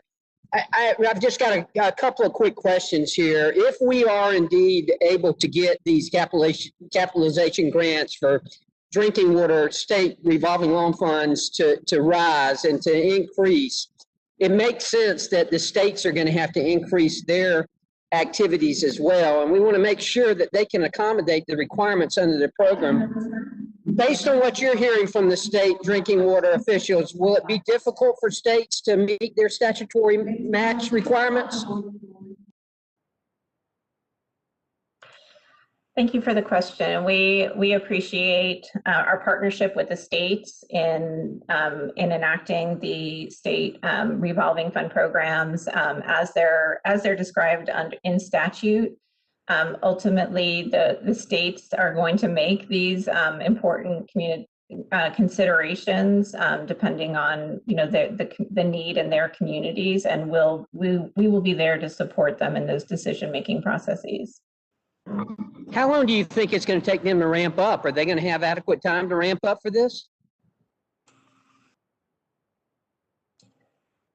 One of EPA and the states both have experience with these programs, and we intend to build on the successful track record that we have both in the federal government and in the state governments in using these programs and getting money out to support the infrastructure needs across the country.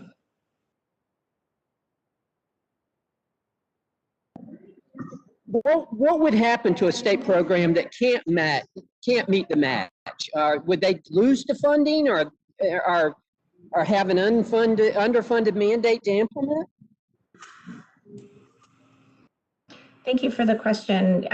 We do work closely with states to try to find ways to help them meet the match. We've done this a number of times.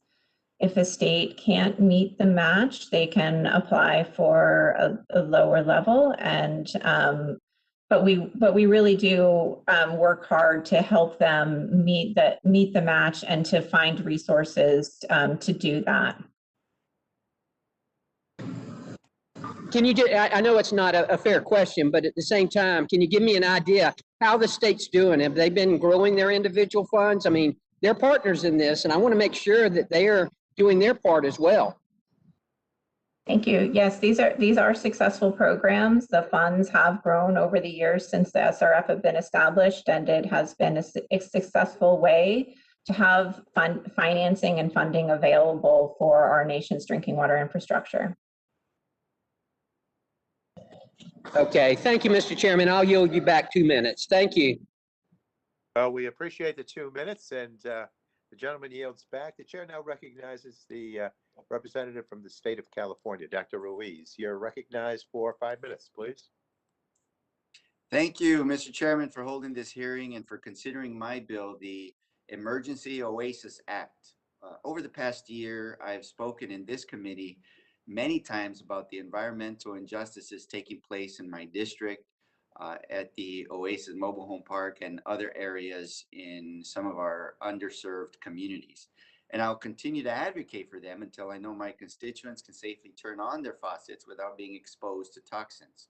Since August 2019, Oasis Mobile Park has been under an EPA emergency order under Section 1431 of the Safe Drinking Water Act due to arsenic contamination 9 times the legal limit. In the weeks following the revelation that they were drinking arsenic-laden water, the residents of Oasis faced a nightmare scenario due to predatory park ownership who, 1, failed to quickly provide replacement drinking water, 2, then put residents restrictions on who could access that water, then raised rent by over 30%, and then threatened evictions. And while the EPA Region 9 staff have been diligent and attentive to this situation, it was during this crisis that we saw the limits of EPA's enforcement abilities.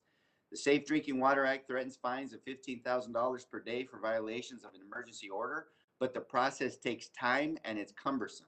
When residents require replacement drinking water now, they can't wait weeks or longer for a legal process to play out in the courts. So, Dr. McLean, under Section 1431, what are EPA's current enforcement abilities if a water system owner or operator fails to provide replacement drinking water pursuant to an EPA order?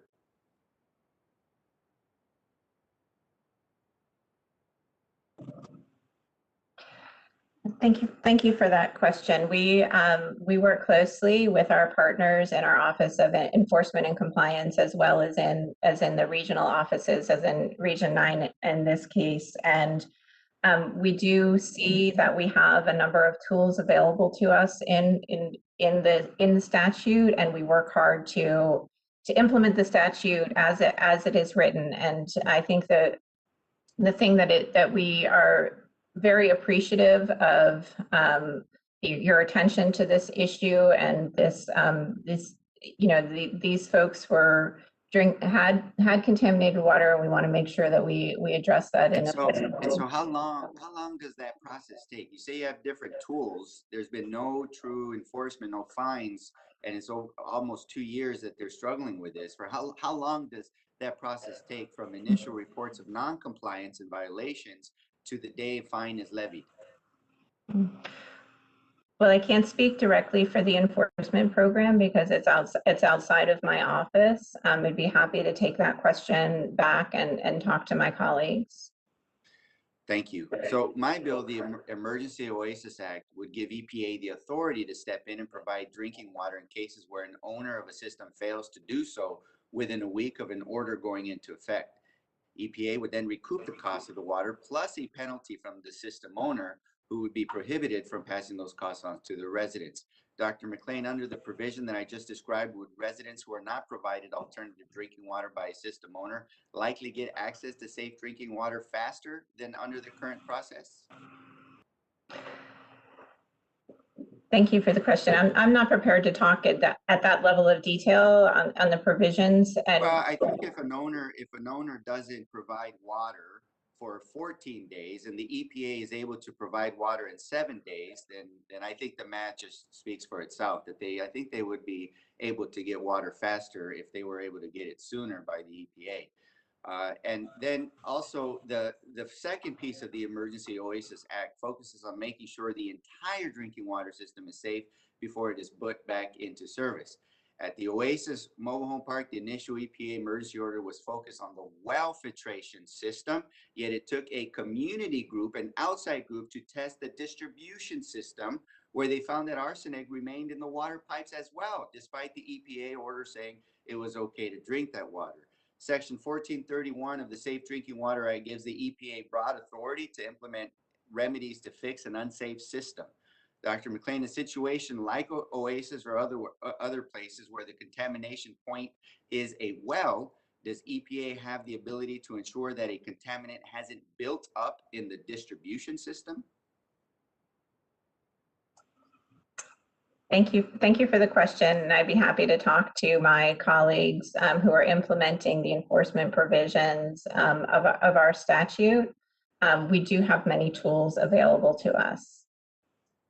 Okay, well, I'm looking forward to working with you, the EPA, your colleagues, and the enforcement tools, and those that know how to clear a system from contaminants, because this is a problem identified in my district that is systemic and could be eliminated with this provision in my bill. So I appreciate it, and I yield back my time. The gentleman yields back. The chair now recognizes the gentleman from Texas, Representative Crenshaw. You're recognized for 5 minutes, please. Thank you, Mr. Chairman. Thank you all for being here. Look, I think the clean drinking water and making sure that lead is not infused with that drinking water is certainly something we can agree on. As usual, though, we find ourselves scratching our heads at the proposals in order to fix a specific problem. You know, we look at the price tag on this, $45 billion, and I have to wonder why not start out with a smaller amount and make sure that the policy being put in place is actually going to work. And I have a lot of doubts that it will. I mean, what we're talking about is the vast majority in private homes, where older private homes where lead pipes might still exist, and it's difficult to get to this stuff. And I'm not so sure that the incentives being created here will work. I don't think there's a lot of guardrails in place. So the first question for Ms. McLean is, how do we know where all the lead lines are in America? How do we know which ones to replace? Thank you for the question. We do have estimates on the numbers of lead service lines in the country, 6 to 10 million lead service lines across the country, and that information is really held at a local level. So different communities have different levels of understanding of the lead service lines that they might have in their system. And it sounds like we don't know. And I mean, that's the short answer. I know EPA does have an assessment coming out, but this bill doesn't even require that this money be spent on what EPA identifies, does it? Thank you for the question. The water systems that have information on lead service lines in their systems, and EPA works to provide guidance to systems. That would be news to a lot of local authorities who we've been speaking to about this bill. It's extremely difficult to know where these lead pipes are. You have to. Now, what would happen, I'm assuming, is that this money would be used to pay engineering companies vast amounts of money to go survey neighborhoods and see where the lead is. I would assume that would be the case. But here's a problem when we're talking about guardrails. Is there anything in this bill that would stop limitless and endless surveys and wasting all that money? There are a number of systems that have unknown service lines, and there's guidance that the EPA can provide, that states can provide, to help those systems find those lead service lines and understand where they're most likely and that wasn't my question. To live with them. That wasn't my question at all. The question is, how do you stop endless surveys and wasting this money? The other thing about this bill is, you know, how do we prioritize? Are any Americans being left out of this? How do we prioritize where we look and how lead service line replacement actually gets sought out? How does this bill do that? We're happy to provide technical assistance to your office on the specific details of the legislation being considered. Why don't you do it right now? Do you not know what's in the legislation? Do you not know how this bill prioritizes it?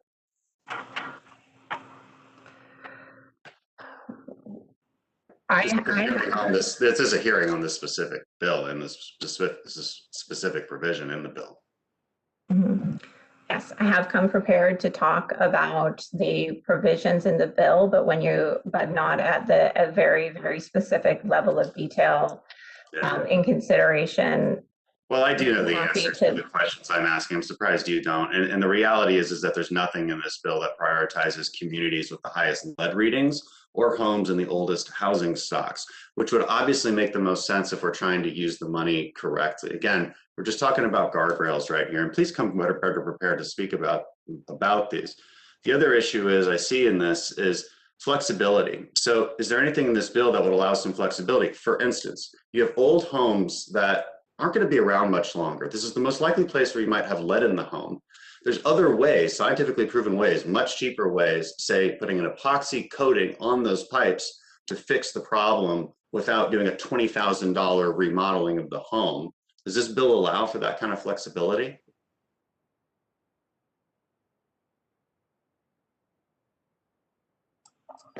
Not prepared, or what? What's the problem?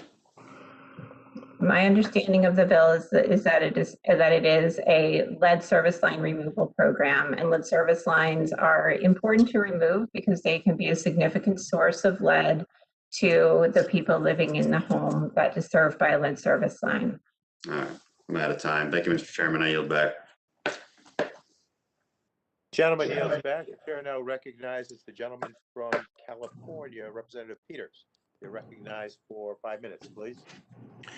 Hey, Dr. McLean, this former EPA employee very much appreciates the work you do. I understand you probably don't know the details of every bit of proposed legislation, and I appreciate you being here today to tell us your perspectives in general from your position with respect to drinking water, and I thank you for that, and I know you'll get back to the committee if they have additional questions. I have some questions about resiliency. In California, we're facing several simultaneous threats. Droughts are getting more severe, snowpack levels are decreasing, temperatures are rising, wildfires are getting more intense. We're on the front lines of the climate crisis, and for many people in California and many Americans, climate stress is often felt as water stress. According to the 2020 UN Water Development Report, climate change will lead to further water stress in regions across the globe, negatively affect water quality, and threaten safely managed water and sanitation infrastructure. My questions for you are, what steps is the agency taking to predict general water availability in the future, considering increasingly severe drought from climate change? Thank you for the question. We work closely with other federal agencies on data on climate-driven impacts to our water, and as you mentioned, there can be significant impacts both on the quality and on the quantity of the water that we know we're experiencing. And we right. So you'll work with other agencies, but how are we going to ensure, working with EPA, that our water infrastructure is resilient to climate impacts? Specifically, is EPA or is someone devoting resources to modeling to ensure our water is safe as climate impacts increase? Yes, we are working very hard to understand the climate impacts that our water utilities face, and we have a lot of guidance in addressing drought as well as floods. Because the resiliency, there's also issues with too much water, too little water. Right. There are a number of resiliency. If I wanted to talk to the person in the federal government who is in charge of the modeling to understand what changes we're going to face as a nation, also geographically, who would I talk to? Is that in your department or is that someone else? Is that in another department you're working with? Mm-hmm.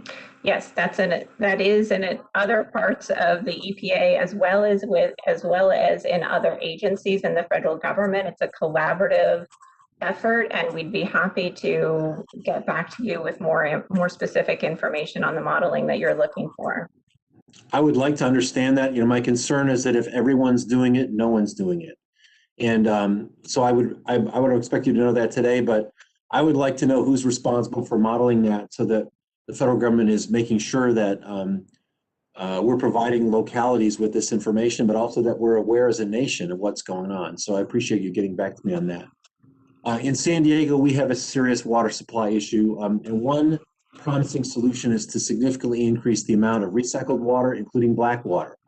San Diego is currently implementing the Pure Water program, which aims to use proven water recycling and reuse technology. We're going to produce 83 million gallons of purified drinking water per day rather than discharging usable fresh water into the ocean. My question for you is, how could EPA provide incentives, or do these incentives exist, to other coastal and riverine communities to invest in aggressive water recycling, including black water recycling? Mhm. Yeah, water reuse is an important tool that's available to utilities, and EPA provides information to utilities and works with states to help utilities assess some of these technologies. And we have financing tools, as you are aware of, that are available to help support the investment in those technologies if systems choose to implement them. Can you briefly describe for me what those financing tools are that exist today and whether we need more, if you have an opinion on that? Our existing tools right now that are the state revolving funds. We have a clean water and a drinking water state revolving fund, which both come into play here with the reuse technologies that you're talking about, as well as the Water Infrastructure Improvement Act loan program, which is an important resource for low interest financing. And we have a number of grant programs available from the EPA, but we have financing tools. I'm running out of time, Dr. McLean, but do you think we're sufficiently resourced to support the needs around the country, or do we need more resources? The infrastructure needs across the country are great. For drinking water alone, we estimate over $470 billion need. Okay, well, I appreciate that. And Mr. Chairman, I yield back. The gentleman yields back. The chair now recognizes the gentlelady from California, Representative Barragan. You are recognized for 5 minutes, please. Well, thank you, Chair Tonko, for holding this important hearing on the Clean Future Act and drinking water legislation that can help ensure every community in America has clean and affordable drinking water. Dr. McLean, thank you for being here with us today. In 2018, the Sativa water system in my district in Compton, California, had issues with brown water, affordability, debt, and outdated infrastructure. It had to be taken over by the county. This is an issue for many small urban and rural water systems in California and throughout the country that can struggle with meeting both affordability and water quality standards. Can you talk about how the EPA works with water systems over issues of consolidation, and if there's any federal policy guidance or funding to help facilitate these when necessary?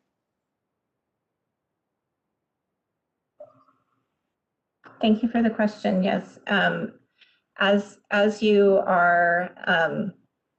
say, there are many systems that struggle with providing safe drinking water, and EPA is there with technical assistance programs so that systems can have the capacity from a technical and managerial and financial standpoint to operate those systems.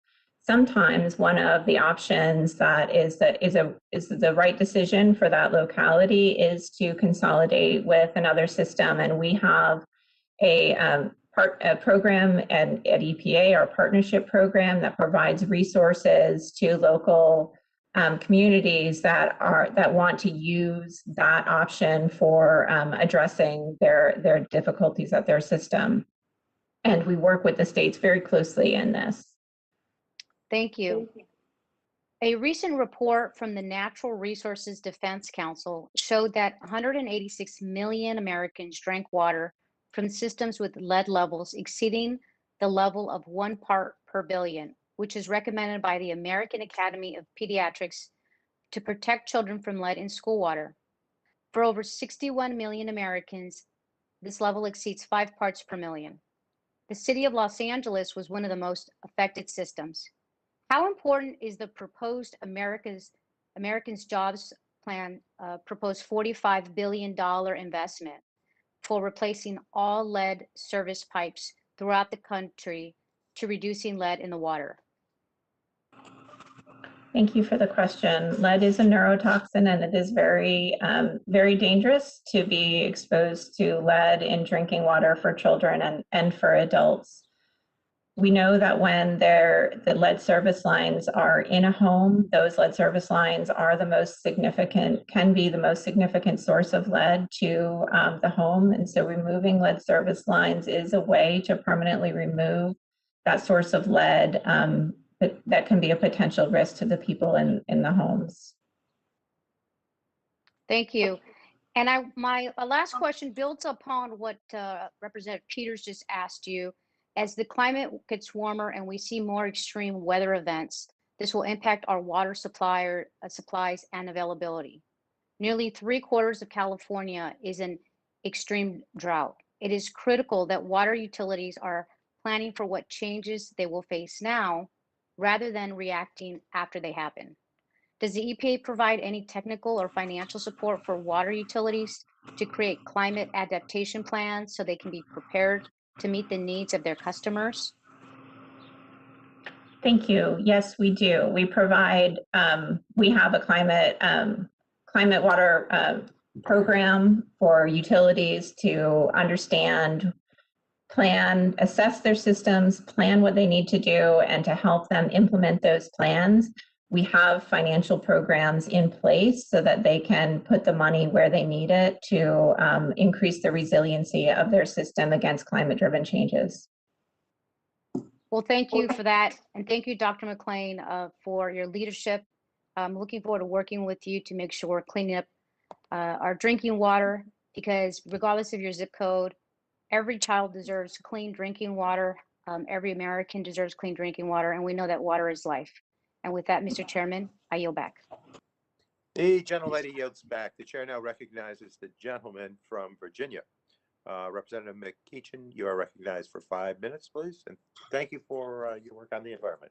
And thank you, Mr. Chairman. As been said many times already today, everyone needs and deserves ready access to safe drinking water. But in many areas, that right is under threat, with Americans facing uncertainty about how they will meet one of life's most basic requirements. Most of Virginia's public water systems are 70 years old, and the EPA says we need to invest $8.1 billion over the next 20 years to maintain health and safety standards. As ASCE writes, inaction could result in degraded water service, water quality violations, health issues, and higher costs in the future. Legacy infrastructure laden with lead is most likely found in low-income communities, communities with older stock, and communities of color. These infrastructure issues can leach toxins into drinking water. With inaction in this area, we will have long-term health impacts, particularly for our children. As we continue to see the impacts of climate change, these investments in water infrastructure will prove crucial. For saltwater intrusion threatening our nation's aquifers and those who rely on them for clean water, we will need to invest in the necessary infrastructure and services to ensure clean water access for those impacted. Ms. McLean, thank you so very much for being here today. I'm sorry, Dr. McLean, thank you so very much for being here today. With the Justice 40 initiative taking effect in July, how does the EPA plan to work with communities to ensure that their needs are being addressed and the funds are reaching communities with the greatest needs? Thank you for the question. Reliable access to safe water is so important from a health and an economic standpoint, as you say. And we are working very hard to make sure that the programs that we have under the Safe Drinking Water Act are working to provide the funds where they're needed in underserved communities through those disadvantaged communities programs in the state revolving fund, as well as in the grant programs that Congress has provided for small and disadvantaged communities. These are a really important source of money for communities that have some of these great infrastructure needs. You know, Dr. McLean, many of the communities where water infrastructure projects are required suffer from underemployment. Will the EPA be in a position to work to ensure that infrastructure projects benefit low-income workers and workers of color? Thank you for the question. The construction to provide modernization of infrastructure and new treatment, those projects bring jobs, and it's an important aspect of the programs and for the local economies. Dr. McLean, I don't know that this has been asked before, but in a general sense, well, let me describe the problem very quickly. As I already said, Virginia's got old infrastructure, and throughout my district, in many cases, folks don't know where the lines are, the water lines are, until they break. That's because they were kept in the courthouse. The courthouse burned down way back when, and nobody's got copies of the records. How can EPA help that type of locality locate the lines so that they can be in a position to repair and replace them? Thank you for the question. Yes, there are systems that know they have lead service lines, but don't have a lot of information on where they are, and they have we call those unknown service lines. And we do provide guidance, and we are continuing to provide guidance to the states and to systems on ways to examine the service line, both from the utility perspective and for homeowners. We have videos and documents available to help the systems. And then real quickly, does that guidance have any money associated with it at this point, or do we need to provide it?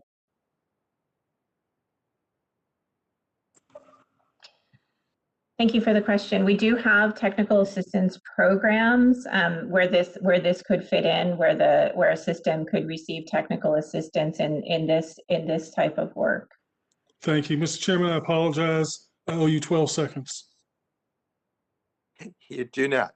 But anyhow, it is great to have heard from you. And the gentleman yields back. The chair now recognizes the gentle lady from Delaware, Representative Blunt Rochester. You have 5 minutes to ask questions, please. Thank you so much, Mr. Chairman and Ranking Member, for calling this hearing. And thank you, Dr. McLean, for your testimony.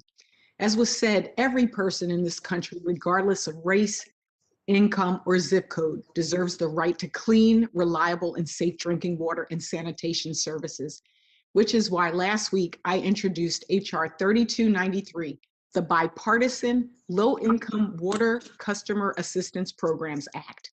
And I want to give special recognition to my fellow committee member, Representative Debbie Dingell, for her partnership and hard work on this bill. This legislation would establish a permanent program at EPA to help utility companies assist low-income households with their drinking water and wastewater bills. It would also ensure that utilities have the necessary funding to make crucial upgrades to our aging drinking water and wastewater infrastructure. This is an unprecedented time, and many families, particularly low-income families, are struggling to pay their utility bills. The ongoing public health crisis has heightened the importance and the important role of clean water that it plays in our society in keeping communities safe and healthy. As we emerge from the ongoing health crises, we need to work together to ensure that all Americans have access to safe and affordable water utilities. I'd also like to state that I have letters of support for my bill, including from the American Society of Civil Engineers and U.S. Water Alliance and others, and ask the chair for unanimous consent to have them entered into the record. Yeah, Representative Blunt Rochester will be doing that at the end of the hearing, but certainly. Thank you. You spoke to the public health standards, Dr. McLean, during Chairman Pallone's questioning, and we've seen how vital clean water is during a pandemic also in particular. How can a low-income water customer assistance program like the one outlined in my legislation help low-income communities maintain critical water and wastewater infrastructure networks, as well as meet public health standards?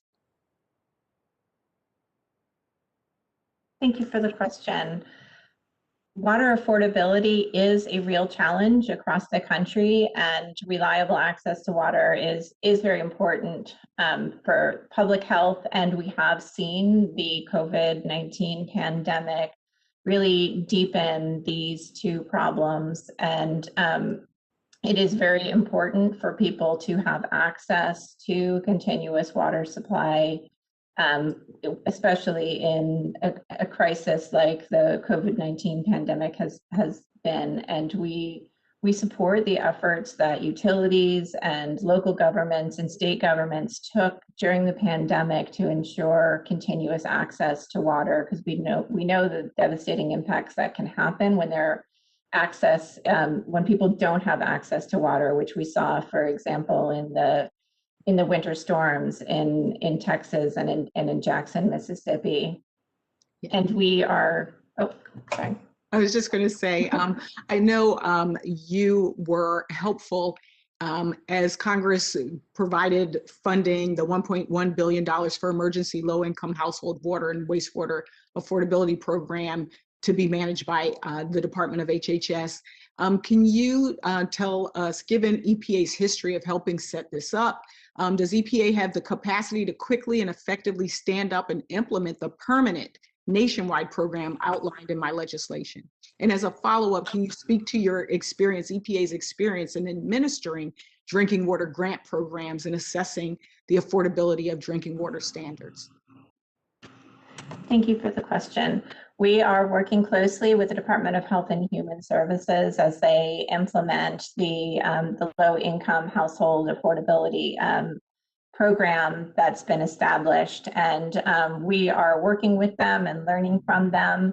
We have a long track record of implementing financing programs and funding programs, including the grant programs to help communities that need assistance with water infrastructure related issues. And if Congress enacts such a legislation, we would be prepared to work on that, and we're happy to give you technical assistance in partnership with the Department of Health and Human Services.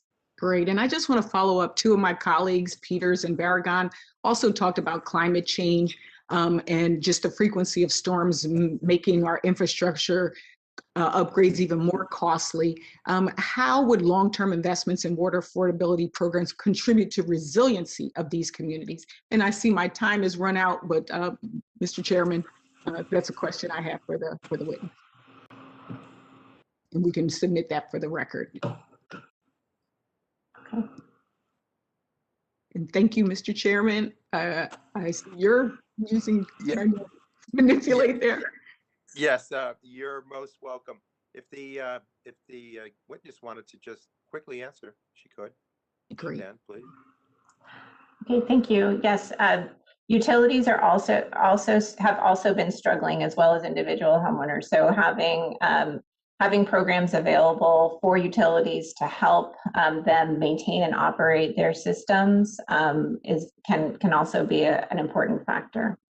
Great. Thank you so much, Mr. Chairman, for your indulgence, and I yield back. Always. Thank you. The gentlelady yields back. The chair now recognizes the gentleman from Florida, Representative Soto. Thank you so much for joining us. You have 5 minutes, please. Thank you, Mr. Chairman. It's clear that the American Jobs Plan will help address safe and ample drinking water for Central Florida and across the nation. We've experienced 20% growth in the region just in the last 10 years, and I represent over 930,000 constituents, the 6th most of any congressional district. Some areas we need new drinking water infrastructure to handle this growth. Other areas we need repairs, like Orlando and St. Cloud, where the infrastructure is aging. Other areas, it's about affordability. We recently had an apartment complex, Caribbean Isles, that faced an unscrupulous landlord, and now individuals are faced trying to afford their water. In Polk County, in our rural agriculture areas, they're running out of water. And then add threats like climate change, intensifying hurricanes, rising seas with saltwater intrusion into our water systems, even cyber attacks. And we understand that risk and resiliency is critical. Just over in Tampa Bay, an Oldsmar city worker noticed something odd on his remote work computer one afternoon in February. Large amounts of sodium hydroxide used in cleaning supplies was increased in the city's water treatment system.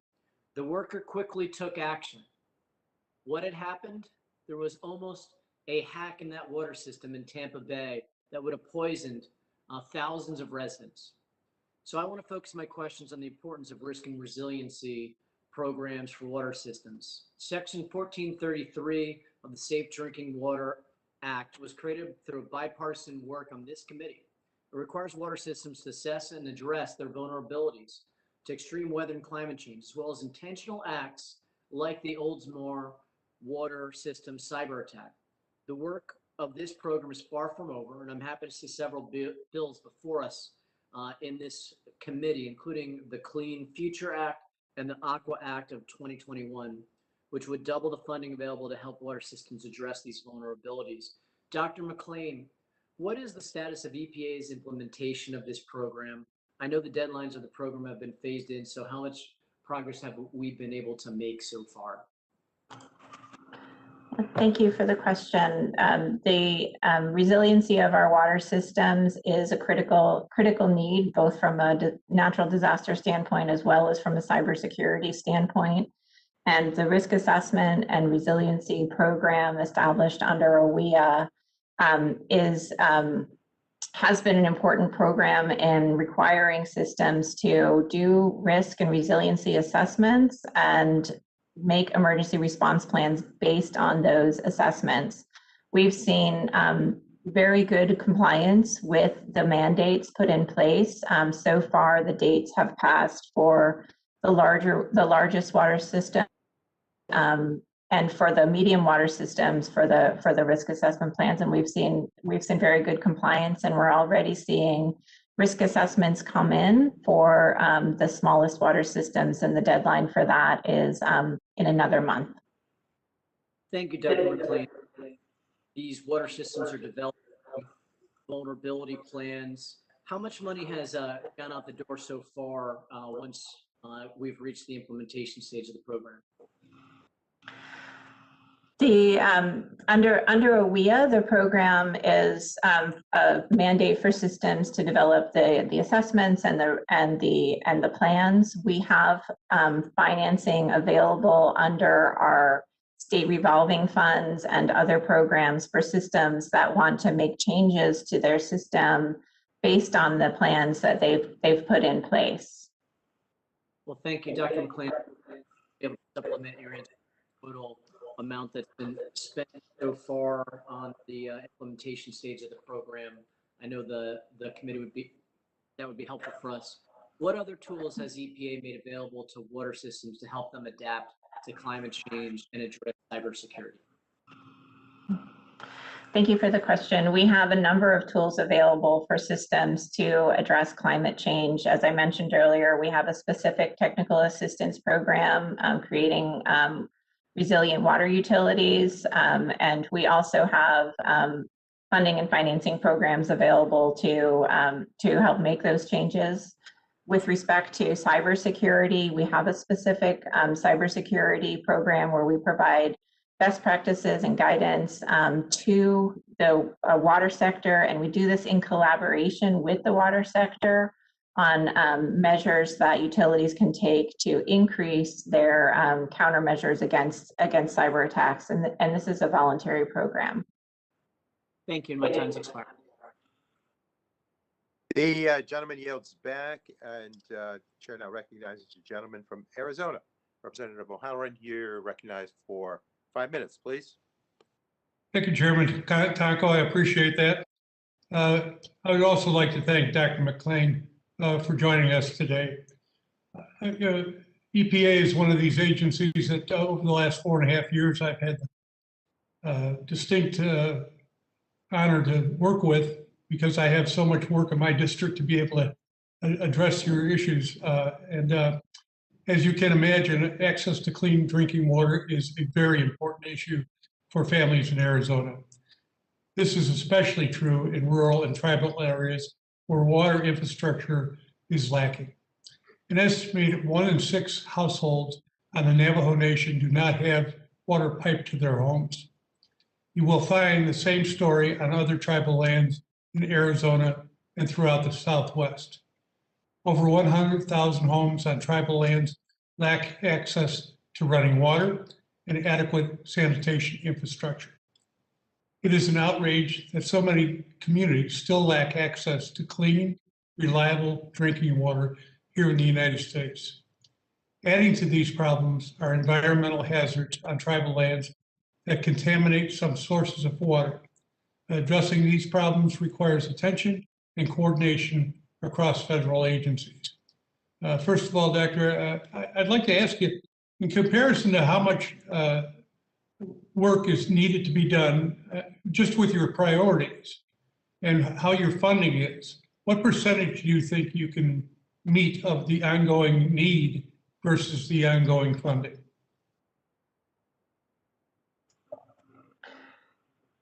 Thank you for your question. I don't think I have a percentage for you today, but I am in agreement with you about the longstanding challenges in Indian country and the significant infrastructure needs. We know that there are many Native American households that do not have access to basic plumbing for wastewater and for drinking water. And we do work closely with Indian Health Services and other federal agencies to partner with tribes to make improvements, particularly on this access issue, which, as you mentioned, is very important. Just last year, we were able to use the Small and Disadvantaged grant program as provided by Congress to help make progress on this access issue in tribal lands. Thank you, Dr. McLean. Can you tell us more about that role that you play in addressing those areas and to get access? Yes, thank you. So the Small and Disadvantaged Communities Grant Program that I was just mentioning, provided by Congress and has as a priority underserved communities with lacking access. And this in 2020, we used the funds appropriated by Congress to address those access needs in tribal lands. And we've been announcing the awards as we've been making them over the past few months. Very excited to have the ability to put that program in place. And we work with our other financing programs very closely under the state revolving fund with the money set aside for tribal lands to address access and water quality issues in collaboration with Indian Health Services, both for the tribal nations and for Alaska Native villages. Thank you.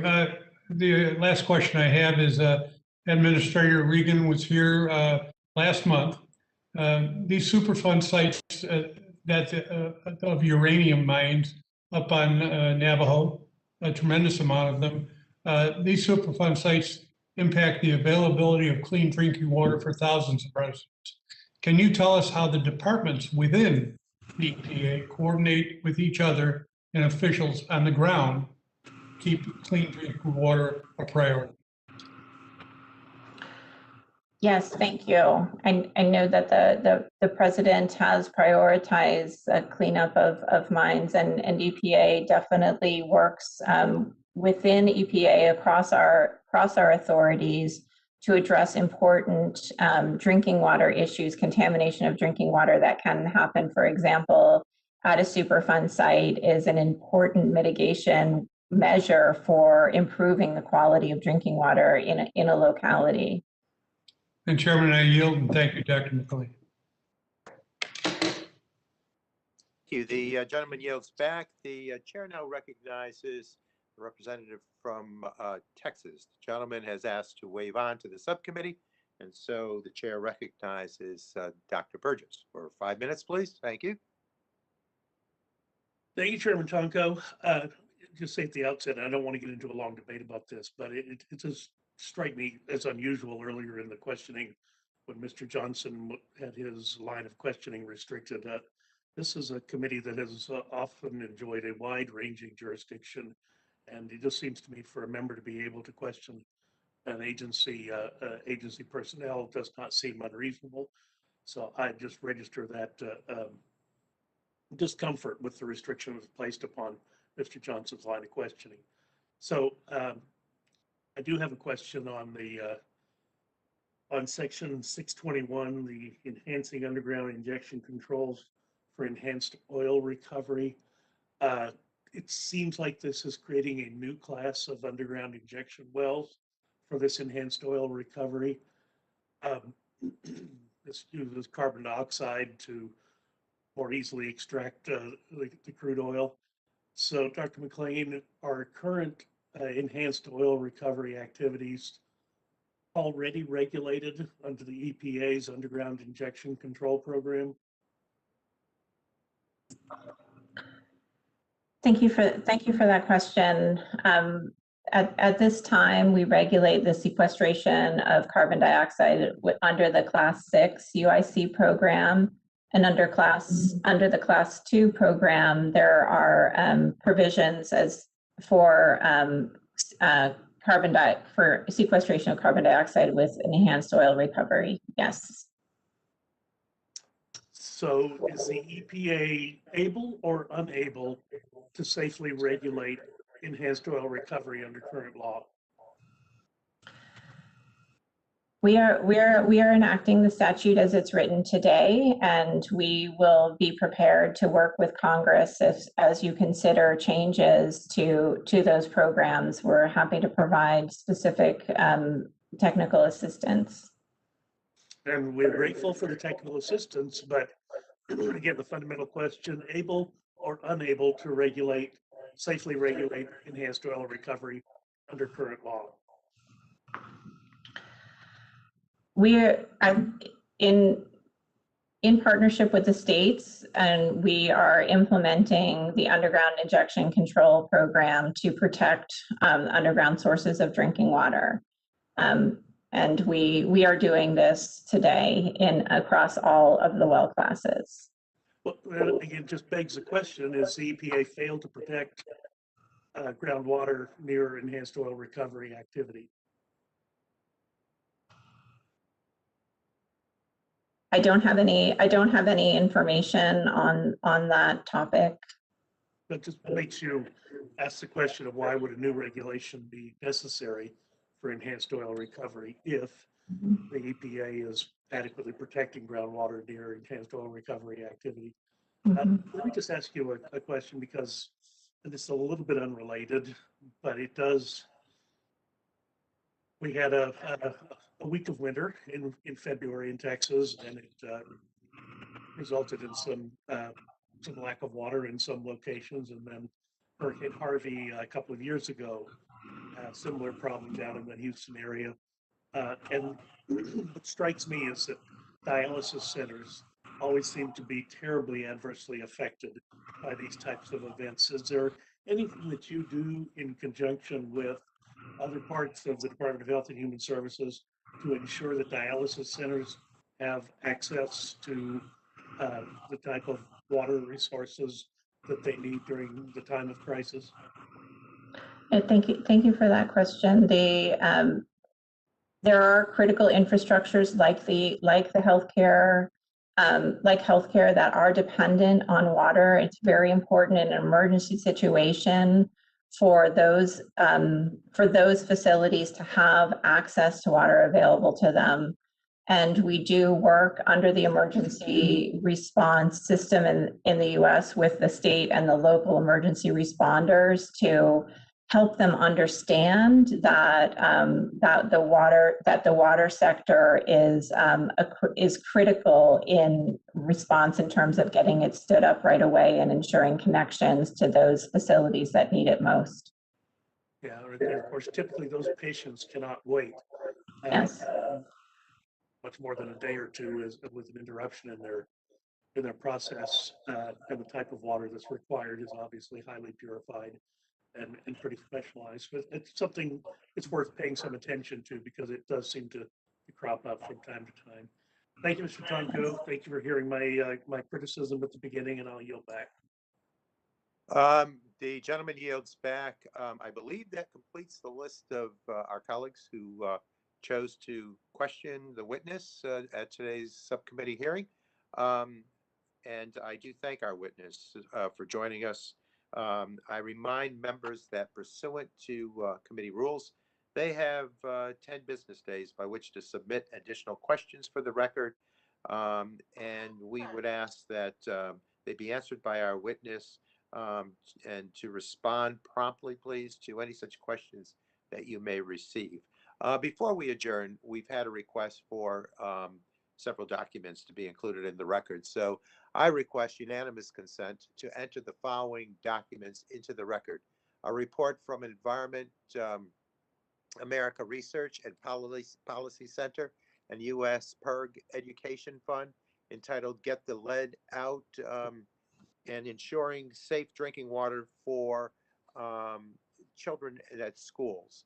A blog post from Environment America Research and Policy Center entitled No More Pipe Dreams, EPA Must Order Removal of All Lead Service Lines.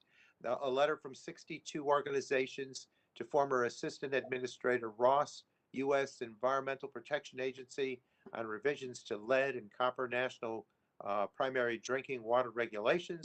A letter from the Association of Metropolitan Water Agencies and the National Association of Clean Water Agencies to support, in support of HR 3293, the Low Income Water Customer Assistance Program Act of 2021, a report from New York League of Conservation Voters Education Fund entitled 5 is the New 15, a case for reducing the action level for lead in New York State's public school drinking water program from 15 parts per billion to 5 parts per billion. A letter from the America Water Works Association, Association of Metropolitan Water Agencies, National Association of Water Companies, and the National Rural Water Association. A letter from the U.S. Water Alliance in support of HR 3293, the Low Income Water Customer Assistance Program Act of 2021.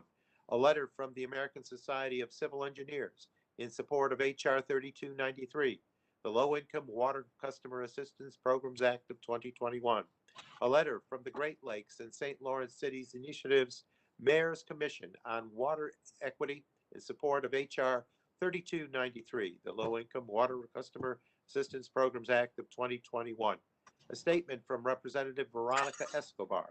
A letter from the Water Equity and Climate Resilience Caucus in support of HR 3293, the Low Income Water Customer Assistance Program Act of 2021.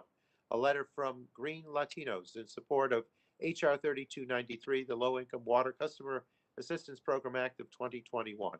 A letter from the Water Design Build Council, a statement from Representative Rashida Tlaib, a fact sheet from the American Exploration and Production Council on HR 1512, the Clean Future Act, a fact sheet from the American Exploration and Production Council on the Safe Drinking Water Act, an article from Chemical and Engineering News entitled There's No Need to Control PFAS, as a class industry scientists say, a letter from the Independent Petroleum Association of America, a letter from the Groundwater Protection Council, a letter from the Interstate Oil and Gas Compact Commission, a resolution from the Interstate Oil and Gas Compact Commission entitled Urging the Federal Government to Work with States in the Spirit of Cooperative Federalism during review of our federal fossil fuel program, a resolution from the Interstate Oil and Gas